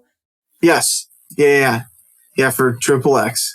Oh, right, for the movie. Yeah. Yeah. That was cool, man. Was that you and Mad Sonic? Was he on that? Yeah, it was me and you met him before, right? I have. Yeah, he's a great guy. Yeah. Oh man, yeah. I actually just mentioned that to him because obviously during all this political stuff, like Rage Against the Machine has been like in vogue, right? Yeah. And then he's got his own show on Sirius now, XM. It's like a kind of 90s throwback show, which is dope. That's cool. But he's been in viral news a lot for shitting on people that are, like right wingers that are like, yeah, wait a minute. What is Tom Morello talking about politics for? Stick to music, bro. It's so like, funny. Listen to this fucking guy's music. Are you a fucking idiot? What the hell's wrong with you? Same shit happened in Nine Inch Nails. They publicly endorsed Biden and Kamala Harris. Right. And all these people are like, yo, what the fuck? Stick to music, bro. And actually, they didn't even, or Trent Reznor didn't respond or anything. But it's like, man, go listen to the records, man. Go listen to Year Zero. Clear. Yeah, man. I don't know. It's been a funny year for no reason. We won't talk about the politics thing too much. But. Well, okay. So let's talk about this, though. This has been a weird year and it has been a reset. And we've been talking about all these things you're sort of rethinking. What do you think, once shit gets back to whatever normal is going to be in a year from now or whenever that's going to be, what do you know what you're going to change? Have you figured out are you going to do things differently once it's sort of back to the craziness? One of the questions that, man, it's actually been really validating and makes me happy is that I've been getting a lot of fearful comments from people. They're like, are you going to close down the Twitch and Discord or are you going to keep doing it? Yeah. And I was like, man, I'll fucking keep doing that shit. I'm like, why the fuck wasn't I doing it? Sure. Why wasn't I doing it before? So, that's one thing that has changed. I'm not going to change it, but it has changed from what I was doing before. And I think that I want to try to do an extension of that in real life, like doing shows and creating space before the show or whatever. Yeah. To meet up, and just I've been thinking about similar things. Yeah. Yeah. And like, just, I don't know. Now I'm making a lot of sense why some of my friends were doing that kind of a thing, like maybe there's a little ulterior motive there. Maybe I can sell a little bit of merch. Sure. Of course. Which come on, guys. I need to support myself somehow over here, These bootleg t-shirts don't print themselves. Yeah, exactly. I'm already grifting off of Grateful Dead, 9 Inch Nails too. But yeah, finding some time to hang out with people in real life, that's going to be something that's going to change. And dude, the show thing, nobody knows what that looks like, but I'm actually really pumped about the cautious optimism I have about like a lot of venues closed down, which is very sad, but new venues opening up. Right. Revitalizing maybe the live music scene in some ways. Fresh take. Maybe it's a reset that we needed in some ways. I think the idea of doing big festivals, there might be some. It might take a little time to get that engine up and running. But I think maybe that's changed to some degree. Like, there's been a lot of new faces that have popped up in the scene. Younger cats coming up. And then, yeah, some people reinventing their sound and their brand,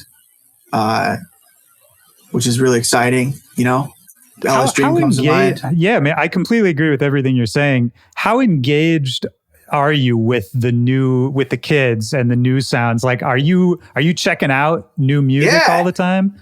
Fuck yeah. Yeah, there's a lot. I mean, most of the new shit that I like is younger guys doing it, Yeah. Like Leo Trix comes to mind. Ace great. Aura comes to mind. Ace Aura is awesome. I just had him on this show.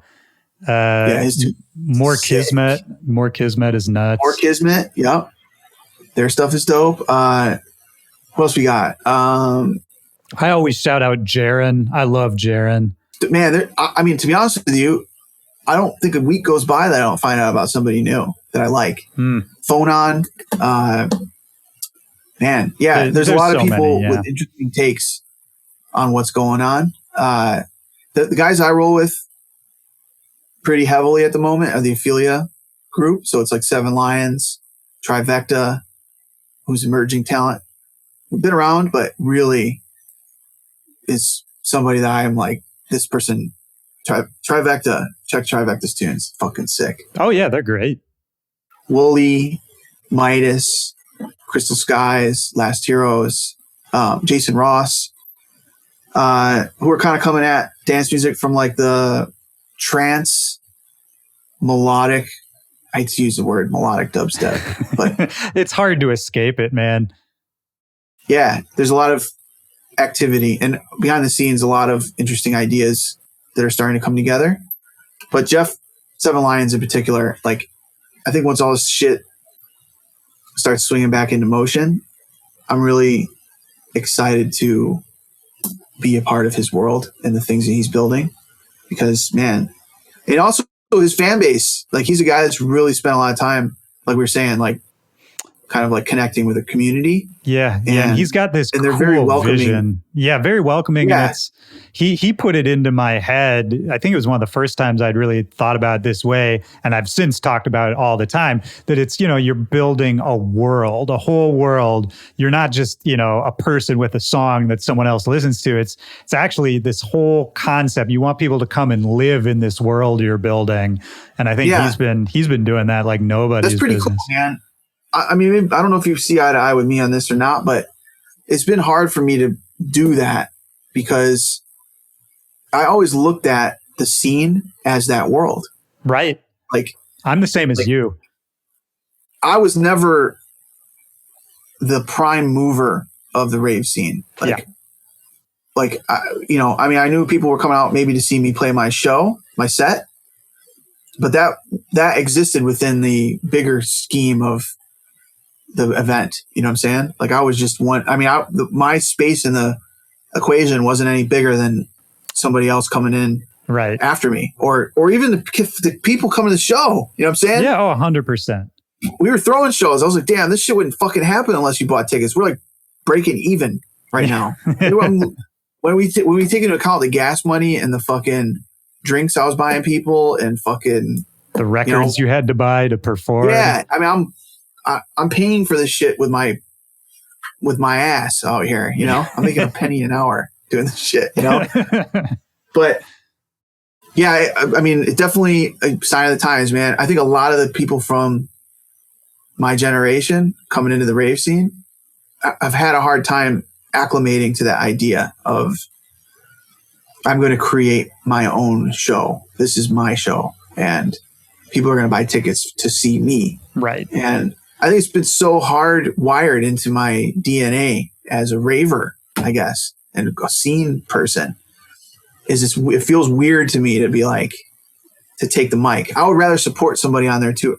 Maybe that sounds like I'm making excuses. It's not. Like, no, dude. I relate very strongly to what you're saying. My brain works kind of the same way. I've been around for a long time. I put out a lot of records. I've had a lot of success.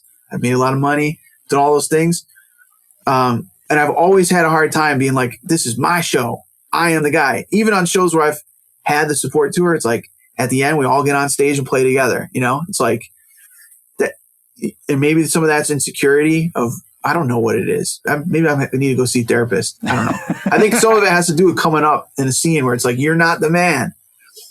This is all about, can we do this? You know, Can we do this show? It's kind of ambitious. You know, let's like pool our resources and bring somebody in like Craze, you know, that's about the scene too. I mean, Craze is one of those guys. Listen to him talk, you know, it was a weird dichotomy with him because he's like, I am the shit, but also I do this for the culture, you know? Yeah. No, you're absolutely right. And that's something I love about him because the second you talk to him, you get both of those ideas, you know? Like he is. But there's something about that. It's great. Oh, it's incredible. Such a crazy thing. And do it with a smile on top of it all. Yeah, exactly, man. You know, it's like, there's no one doper than Craze in my mind. That he's like the apex of dope DJ. Yeah, man. I mean, just you can't really argue with that, man. I mean, when it was him and A-Track and Clever, I mean, the combo. Allies. Yeah, was that Allies? Yeah, that was Allies, man. I mean, the combo of that, and then to see what they all went on to do. I mean, what a fucking inspiring trio, you know? And I think one of the things from that, I guess that still sticks with me is it's like being in that circle where it's like, oh, you're a DJ? Who gives a fuck? I'm a DJ too. Right. Who cares? You know? If you're dope, show us what you got, you know? And don't show us what you've done. Like, do it now. You know what I'm saying? Yeah. If you're dope, do it now. And not only do it now, but like do it, like literally do it right. Like here, go. Yeah, you're right. Yeah. Show me that you're dope. Otherwise, you're not. You know what I mean? Yeah. And prove it. Like what is it? To maintain is the price of fame. You know? I think we live in this time period now where it's like there was this inertia of the sheer size of the raves or the EDM scene, where if you could fake it until you made it up onto one of those stages, you can keep playing the David Copperfield Smoke and Mirrors. Yep. Or as Craze would say, you could just be a cheerleader up there and you can just keep going. Yeah. You know, as long as every week or every day you put up another video of you, be like, yeah. And it doesn't even matter whose music. I mean, it started with, I'm not even going to tag the person's tune that I'm playing. Yep. You know what I'm saying? Yep. To, why don't I just get this motherfucker to write a song for me? You know what I mean? So I can just do what I do. It's just, yay. You know? And now, I mean, that's what's interesting about this time is it's like slam on the brakes. Yeah, it hit a wall, man. 2020 was that wall. And everyone's looking around like, whoa, who turned the lights on? Wait, why the fuck are we listening to these motherfuckers? You know? Right. They don't do shit. You know, that all of a sudden it's like, what are you going to do? Play a video of you from 2019 going, yeah, or you know what I'm saying? It's so fucking stupid. It's obvious. It's like, get the fuck off the mic. Get off my page. You know what I'm saying? Get off my page. Or fucking unfollow. get the fuck out of here. You know, well, and then there blocking have my been, view for people that yeah, are doing dude, dope and shit. then there have been those others who maybe you thought of them in that category, but they were able to sort of flip it and reinvent it in this time. And then that's that justification where it's like, oh, okay, you were doing this one thing, but you also know how to do these other things. That's cool. You know, stick around. Yeah. Like, but it really is totally separating. It's separating out the fake shit, man. For lack of a better it sounds like word. I'm being vindictive over here, but no. I am being vindictive. But you're right. Yeah, I think a lot of people. Well, it reframed what they're doing. I mean, same thing. We make a personal inventory. It's like, yo, I am like actually Nick Bro Safari, another homie of ours, right? Both of ours. Great example. Yeah, he's been online like. I don't think motherfuckers know that I play guitar, you know? I don't think people know that I play bass. I don't think people know that I play a lot of instruments, you know? And, right. And I mean, I think even maybe to himself is it's like, oh yeah, I do this. Not only am I proving it to them, but to myself. I do this. I love this. I started doing this. Right. Yeah. You know what I'm saying? and it's, so and I it's think even, people are like, damn, Bro Safari's like flexing on the fucking timeline right now, playing guitar. He's been spending lots of time playing guitar. And it's like, man, if you knew Nick, he's been playing, you know, this is what he wants to do. I think the EDM thing accidentally got in the way in a weird way. You know what I'm saying? Well, and that's the other thing too, that it's like, you know, that shows you that, you know, it's social media is such a shallow way to get to know an artist or somebody you like what they're doing. Because, you know, with Nick, it's like, okay, so maybe for a minute he didn't know what the next step for Bro Safari was, but then you see a video like that and it's like, oh, I'm still really good at music, just in case you forgot, you know? Yeah. Yeah, I think, yeah. Well, also, I think it like in a really cool way when you see somebody in the zone creating on your timeline and not just, yay, like playing somebody's record out in front of like, you know, I mean, come on. Everyone's going to fucking move when you're shooting fireworks at them and blasting them around a crowd of 100,000 people, you know, but there's a different kind of energy when you watch an artist in the zone creating with their body, you know? And when they're not asking anything of you, you know, he's not trying to say, here's this video I made, now click on this and buy this thing. It's just, no, this is what I'm doing right now. Just made some tunes this week. This is what it looks like. Can't buy it. Just watch it. You know, just making it. You want to watch? That's how Twitch is too. I'm on there making tunes. I'm on there, you know, this past week, just the other day, I was on there with Matt Zoe. I watched some of that. Oh, cool. Yeah. And we opened up that new Vital synth and actually it was great. It was precisely, it's like actualizing what I was hoping would happen. You know, it's like all of a sudden one of the guys that helped develop / design some of the wavetables, this guy Glork Glunk. You'll see it if you own Vital, just check the presets. If you own Phase Plant, check the presets. His presets are I know his name, yeah. All of a sudden he was in on the stream, and then all of a sudden the developer, Matt Tytel, showed up. So next thing you know, we got this like high level nerd party of like musicians and software developers and fans and enthusiasts. And even some people are like, yo, you know, I don't know what's going on here, but this is cool. Like you guys got, you know, I'm like learning shit, you know? Right. And that's dope, man. That's the kind of party I want to hang out. I mean, that was me in the green room. Sure, of course. Everybody's like in the corner doing coke or whatever. I'm like, so anyway, you heard about this new synth serum? It's dope. This dude made it. Fucking, you know, he put OTT in the synth. Really? Wow. You use OTT? How much? 1, 2, 3 OTTs? Do you ever put OTT on your master? Give me a beer. You know, smoke a cigarette. Like that was the fucking with the homies. I love that, man. Yeah, just recreating that vibe, finding a new way to flip it, making it making it appropriate to the era we're in, making it, you know, maybe a little healthier, a little less cigarettes and beer. I no cigarettes anymore for me. How long have you been off cigarettes? I mean, I like, again, when my son was born, I like hit the brakes. Actually, like I said, even just a bit before that, I hit the brakes on drinking and smoking probably back in Well, he was born in 2016. So right around 2015, Yeah. I was like slowing down, and I quit smoking completely like almost 2 years ago. Because I remember, man, whenever that night in San Diego that we keep referencing, whenever that was, I mean, you and I tied one on that night. And I remember, you know, we were both drinking, you were smoking cigarettes. But part of what I remember hazily talking about was you saying like, yeah, man, I gotta stop this shit. Like you were smoking, thinking, smoking and drinking, you were thinking about shutting it down. I just remember that.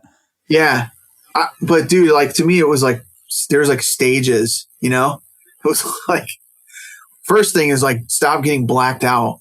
And then let's take it from there, you know? Yeah, exactly. Then it was like, I felt like I was on like methadone, just drinking Coors Light for a couple years. Yeah. I was like, oh, you're trying to tell me I'm going to go to the club and not have a drink? You're fucking crazy, you know? And then it was like, all right, I'm going to have a beer and, you know, smoke a cigarette. And then it finally got to the point where I was like, man, are you going to quit or what? You know? Yeah. What are we doing here? This isn't quitting. You know, you're still, I mean, it's like, yeah, you know, I only have a cigarette and a beer when I go out. It's like, you're out though, bro. All you're the time. Yeah. Oh, man. So it's easy. I mean, man, pandemic, maybe I'm not alone. I think some people started really drinking during the pandemic. Yeah. But for me, it's like I haven't even touched alcohol, you know, except for, that's not true. We might every once in a while have a little barbecue day and tip back a couple of White Claws, but that's about it. Yeah. I'm not like have a beer every day recreationally. Yeah, I think that's fine. Maybe once a month, you know, but no cigarettes ever again. Good for you, man. And hopefully I fucking dodge that bullet, man. You know, I mean, that's what they say. It's like, I think I'm probably all right, but you know, just because you quit smoking, don't think you're off the hook, you know? I mean, sure, but I'm glad you did, man. You know, whenever you stop smoking, that's a good day to stop smoking. Anyone that's out there that wants to quit smoking, here's some suggestions. First one, there's a book by this guy called Alan Carr. It's called The Easy Way to Quit Smoking. Yep. I know it sounds ridiculous. Get the audiobook even, put it on your car. You can even listen to it while you're smoking. It's actually a weird form of hypnosis. I bet you it works, at least for a little while. And that might be all that you need to put yourself on the right track to start thinking a little bit healthier about what you're doing with your body. It puts you in this mindset of being very aware of, because that's the problem with smoking, is you're not even aware that you fucking do it until you're done smoking a cigarette and you feel like shit. And you're like, I got to stop doing that. And next thing you know, you got another fucking lit one in your mouth. You're like, how the fuck did this even get there? What the fuck? You know, it's almost like a demon got a spell on you, you know? Yeah. So try that and fucking get a homie that likes to exercise in your life. And fucking get on that shit. And man, I don't think you'll smoke. I think you might. Those two things alone are super powerful. Having some healthy friends that don't smoke, work out. Yep. I got a hiking homie group. None of them smoke. It's good. That's the vibe, you know? Yeah. Well, Alan Carr, man, I mean, he's got another book, the Easy Way to Stop Drinking, and it's kind of the same vibe. Like I'm sure it's the same formula. Dude, I've talked to a bunch of people who said they just read that book and then they never drank again. You know, it's because what's interesting about his approach is, and I don't know if it's the same for the cigarettes book, but for the drinking one, he's like, you can have a drink while you're reading this book, you know? Yes. Feel free to smoke while you're listening. Right. and he even says in it, he's like, there's a point in this book where you're gonna start feeling like you're afraid if you keep reading, it's gonna stop you from smoking, and that's okay. Like you're gonna have anxiety because you know it's working, and you know that you're gonna quit smoking. You almost don't want to read anymore because if you do, you're gonna quit, and you don't like the feeling that you might quit. Right. Which is bizarre. but it outlines this point, which is that you are addicted to a substance and you've been brainwashed into thinking that number one, you have control over it, which you don't, you know? Yeah. It makes you aware of the fact that the only reason that you smoke is because you smoke. And if you stop, you won't. Right. Same thing with drinking. If you're an alcoholic, you're addicted to fucking alcohol, you know? Body like needs it. Yep. And, I mean, I'm not a specialist thankfully I managed to kick the drinking thing without having to go to AA or anything like that. But I was definitely an alcoholic, no question, for a long time. And I was absolutely addicted to cigarettes for fucking 20 something years, and now I can see it so clearly that I was. And yeah, I mean, fuck cancer for a number of reasons on a number of levels. Fuck cancer, but I can get behind that statement. Yeah. Right. Don't think about that being the prime reason to quit smoking. Like, the benefits are immediate, like fucking within weeks. I mean, within hours. I mean, no one thinks about that when you put a cigarette out. You're done smoking. You quit smoking all the time when you put a cigarette out. You just decide to start again when you pick another one up. That's great. I love that. But it's incredible to me not smoking for a period of time. Just how much base level. It's like a life hack if you're a smoker. You might be super inspired, but you haven't. I mean, imagine being that inspired and not being sick. Your base level of operation is sick. Yeah. Well, and there's this idea that I think about this all the time with, there's this idea that artists need to be troubled and dark and you need to be fucked up to make good art. And the reality of that is, no, man, the second you make yourself healthier and make your body work better, you're just going to be able to make art faster and easier. Yes. Yeah. And I think it just makes you a nicer person in a weird way. Yeah, that too, right? You're just like not like, Argh. And then you're also making the excuse that you need a cigarette, which is bullshit.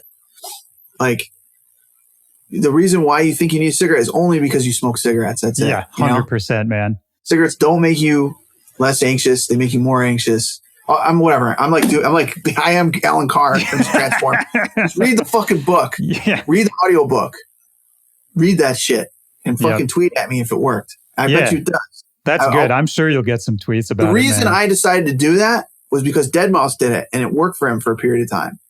And he relapsed. And I think he even admitted it was his own fault, Like I think we all get arrogant. We're like, I can have one. You have a couple of beers and you're like, I can have one. You're like, just tonight. I'll just smoke just tonight. Right. Then you wake up the next day, you're like, I'll have a couple smokes just to, like, some hungover or whatever. Taper it off. Yeah. Next thing you know, you're back on, you're like caught, Yeah. So anyway, whatever. No, dude, I love all this, man. I mean, look, we've been going for a minute. I don't want to take up your whole day here, but before we wrap it up, you mentioned Matt Zoe. I just had him on the show a little while ago. He was talking about. Do you want to talk about what you guys have been working on, or should we save that for the next time? We were talking about this the other day. I think he said everything needs to be said. Listen to that podcast for the moment, but we're working on it. We're like, in a number of ways, we're all cautiously optimistic about next year, and everyone's kind of like starting up the engines a little bit. It's like, just like seeing it still work out after the winter. Yeah. And cautiously optimistic, like looking at this coming year as an opportunity to show, and myself included, like, just separate from that. Yeah. Like, I have a lot of bullets in the chamber, let's say. Excited and just hoping for the best for everybody for next year. Hopefully it's a better year, Yeah. It's going to be not hard to make it. I was about to say, it'd be hard for it to be a worse year. Incrementally better. Yeah. But yeah. So we'll see what happens, man. Yeah. I'm excited. Dude, I'm excited to see what you guys do with it. I wonder, whenever that happens, man, you guys should both come back. We should do a part 2. I'd be happy to. Be fun to have both you guys bouncing around. Oh, man, I'd be happy to, man. Yeah, now I feel a little bit more confident about just doing these for fun. Good, man. Yeah, I mean, and of course, you're welcome any fucking time, man. I hope you have been one of the most requested people to come on here, I think, that's ever. Awesome, man. Yeah. I mean, that's great. I see, like, comments when... if anything, that's a testament to, like, the organic nature of our conversations, is that we just get into them on social media sometimes. People are like, you should have on is Jake. Yep. It's like, yeah, man, we've been talking about it. I'm like looking for the time to, like I said, I feel like I started off this long conversation with just that idea that, like, talking is good. Yeah. And putting that example out there is great. So big up to you, man. I actually listened to a lot of poignant conversations that you've had with people. Oh, thank you, including man. some of my friends, including people that aren't with us anymore, like IO. Oh man, yeah, I just re-listened to that, and it's rough. Yeah, I like listening to the one back in the day you did with Tanner with Getter. Yeah, there's been a bunch, man, that stood out to me, and I was just thinking, I was like, man, this is good. Like, just not just because it's a good interview, but it's just healthy. You know what I'm saying? It's healthy because for me you don't too, realize man. the kids. Yeah. We break through a lot of barriers as an adult where you're like, it's okay to talk about your feelings. It's okay to talk to people. It's okay to open up. You should do that all the time. Like, you don't need to wait for a special time. You should do it all the time. Every time's special. Your life is special, you know? And everyone has interesting things to say. And every once in a while, you just get hit with something out of fucking nowhere that somebody like busts out. That's super inspiring, you know, or makes you feel okay about something, you know, that's been fucking with you or some shit, you know, or it's just a little thing that like gives you enough confidence or whatever to bring up a subject with somebody, or who knows, maybe it's like one of those things that helps you quit smoking a cigarette. Right. Simple shit, you know? Yeah, maybe it's something you didn't know you needed. Maybe it's something you didn't know you needed. Yes. And man, actually, that's a great note to end on. Yesterday, in the Discord as well, I was saying some of the benefits, precisely what you said, not knowing that there's things out there that you wanted to learn that you didn't know existed. You know what I'm saying? Right.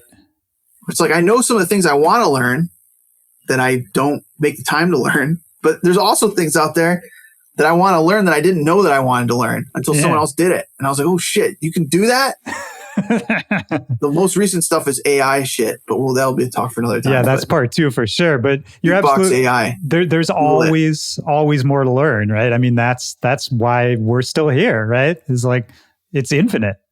But you don't learn any of that kind of stuff unless you talk. And if you don't listen to people talk and like create a system where you got time to talk, you know? And a lot of people don't because they're busy or they're depressed or they're isolated or whatever it might be. Don't have any friends. And that's real. Fucking, it's hard to make friends sometimes, you know? Yeah. So anyway, I've been talking about Discord the whole time, but hey, join my Discord. Your Discord is great, man. Join both of our Discords. Join Willy's Discord too. I got to join your Discord. Well, yours is the only, I mean, I'm in a bunch of different artist Discords, but yours is the only one I actually go and hang out in, you know? My man. Hell yeah. See, that's all the convincing anybody needs to come over and hang out. That's my plug for the Kill. They're going to be like, damn, what the fuck did I join this for? Jake's fucking yelling at me. I just got here. Hey, who the fuck are you? Jake, you don't have an avatar. That's a rule. You have to upload a fucking picture. I love Otherwise, that. you're going to get fucked. Well, look, man, I love you, man. You too, man. Is there any like sign off or anything that you guys typically do? Sometimes I ask a question. I'll ask you the last question. I don't ask it every time, but I'll just ask you. It's a kind of off the top of your head, random access, whatever pops into your head kind of question. Okay. Just looking for a time, a memory, a moment in your life, could be from any time, when in a single moment, music really affected you, really had a deep impact on you. And that's meant to be super broad. You can interpret it any way you want. Damn. Yeah, there's a lot flashing. Well, what's the first one that pops into your head? You know, one that's actually more recent is the last show I went to before the lockdown, which was back in March. Yeah. When they just shut shows down. It was at the Forum here in LA. I went to go see Tame Impala. With my wife. And it was the first time her and I had been out of the house together since we had our son, which was like 4 years. That's a big moment. We had gone, and before that, before he was born, we would like party all the time. Like we'd go to shows and she'd come out to my shows and shit like that. Yeah, there was a really cool moment I had in the audience. Just remembering how fragile all of this is. And you said it earlier with the like the lockdown and all that, I was thinking about it through the lens of just, damn, it was a long time since me and her had gone out, together. Right. But just extrapolating that energy, we knew about the pandemic. It was like imminent that things were going to be shut down. Yeah. So that was floating around my head. I didn't know that we'd be sitting here almost a year later or whatever, still locked down. But it was more kind of like, damn, like your life can just change.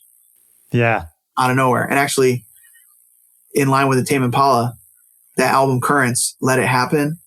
And a lot of songs on there were about change, literally currents. Right.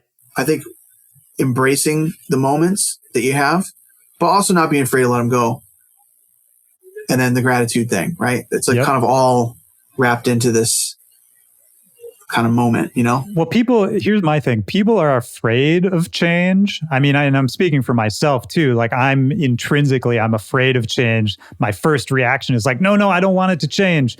But every time you're able to embrace the change, that's the only way shit progresses. That's the only way you move on with whatever you're trying to do in your life, Yes. The really great thing about that album too is when it came out, it was when my wife was pregnant with Ezra, 2016, I believe, or 15, maybe was when that record came out. But she really was into it while she was pregnant. And it's so great because he wrote that album about the change going on in himself as a musician and embracing this voice. Because before it was like this, heavily reverbed out psych rock sound. He was coming from Australia. And now he's like embracing this big record deal, putting his vocals straight up front, clear, more pop driven arrangements. I think even was writing with people like Lady Gaga. Yeah, I think I read that. Yeah.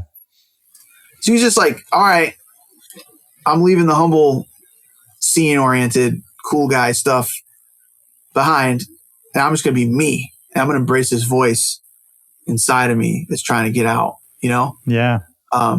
And see where it takes me. I don't know where it's going to take me. It might take me not in the direction I hope to go. Oh yeah. It could have not worked. I'm just going to let it take me where it takes me, So that was a weird moment of standing there in the crowd with my wife, listening to Currents. Had so much, had dimensions of meaning to me, That's the thing that just came to mind when you asked that question. Oh man, I that's a great story. I think that's a great way to wrap it up. And again, that's what I love is it's also a full circle story because you're back to being that kid in the crowd, just watching somebody play cool music and it triggering this chain of thoughts and feelings. You know? Yeah, looking around, looking at other people dancing, just fucking reminiscing a bit about, just. That's what going to shows. That's the one thing that will never be replaced by this type of thing. The digital hangouts is that, the nostalgia of being around people, enjoying a moment in real life, in a room together. That's a thing that's never going to get old. It's never going to get old. Genre and all that shit. Oh, never. And when it comes back, man, I think we're going to appreciate it more. We're going to be grateful again, right? Yeah. Yeah. Hopefully I won't start smoking and drinking again. We'll see. Yeah. No, don't do that. I'll be like, man, I'm just appreciating this shit. Get the fuck out of here. Yeah, this is appreciation. That's what it is. Yeah. All right, brother. That was a great way to end this. That was perfect, man. All right, man. I love you. It's great to see you. Oh, you too, brother. I'll talk to you soon, man. Yeah, you too, man. Take care. Peace, brother. Bye, buddy.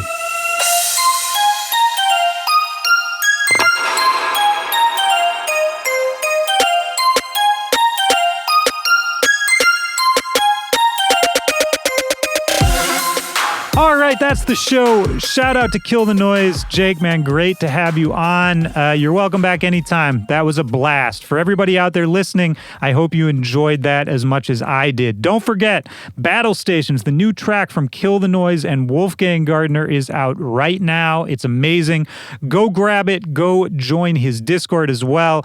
The link for all of that is in the description of this episode. Also in that description, a link to come join the Back-to-Back Discord, my server, my chat. Come say hi to me and I will say hi back. It's a great group of folks. Come hang out with us. So that's it for this week. I hope you enjoyed it. For any new listeners, welcome. Nice to have you around. I hope you stick around. Stay in touch. Don't be a stranger. You can always reach out to me at Willy Joy or at Back-to-Back Pod on all social media, or you can email me directly, backtobackpod@gmail.com. We are finishing out the year very strong. Some of these new episodes I've been recording, man, I can't wait for you guys to hear them. This one was big too, but I still got a couple surprises left for you before 2021. So stay tuned, stay locked. I say this a lot these days, but it's very true. I'm very grateful for you, for the person hearing my voice right now, and for the amazing community that has built up around this show. Give us a shout on social media, put up a post, let people know you're listening, tag us in your stories. I love seeing all of that. I'm always going to be replying, responding to you, just generally interacting with your content, getting to know you, and that is the best way to support this show as well. I'm grateful for that support, and I'm grateful, just in general, to have a group of people I can come and talk to every single week. Man, it's been a long year, but it is almost over, and something new is going to happen next year. We don't know what it is yet, but it's going to be new, and just that is exciting, and I am glad to face whatever that's going to be with all of you. That's my thought for this week. Take care of yourselves. Stay happy. Stay healthy. Be safe out there. Wear a mask. Take care of each other. All that good stuff. I love you guys, and I will talk to you next Tuesday. For Back to Back, this is Willy Joy. Peace.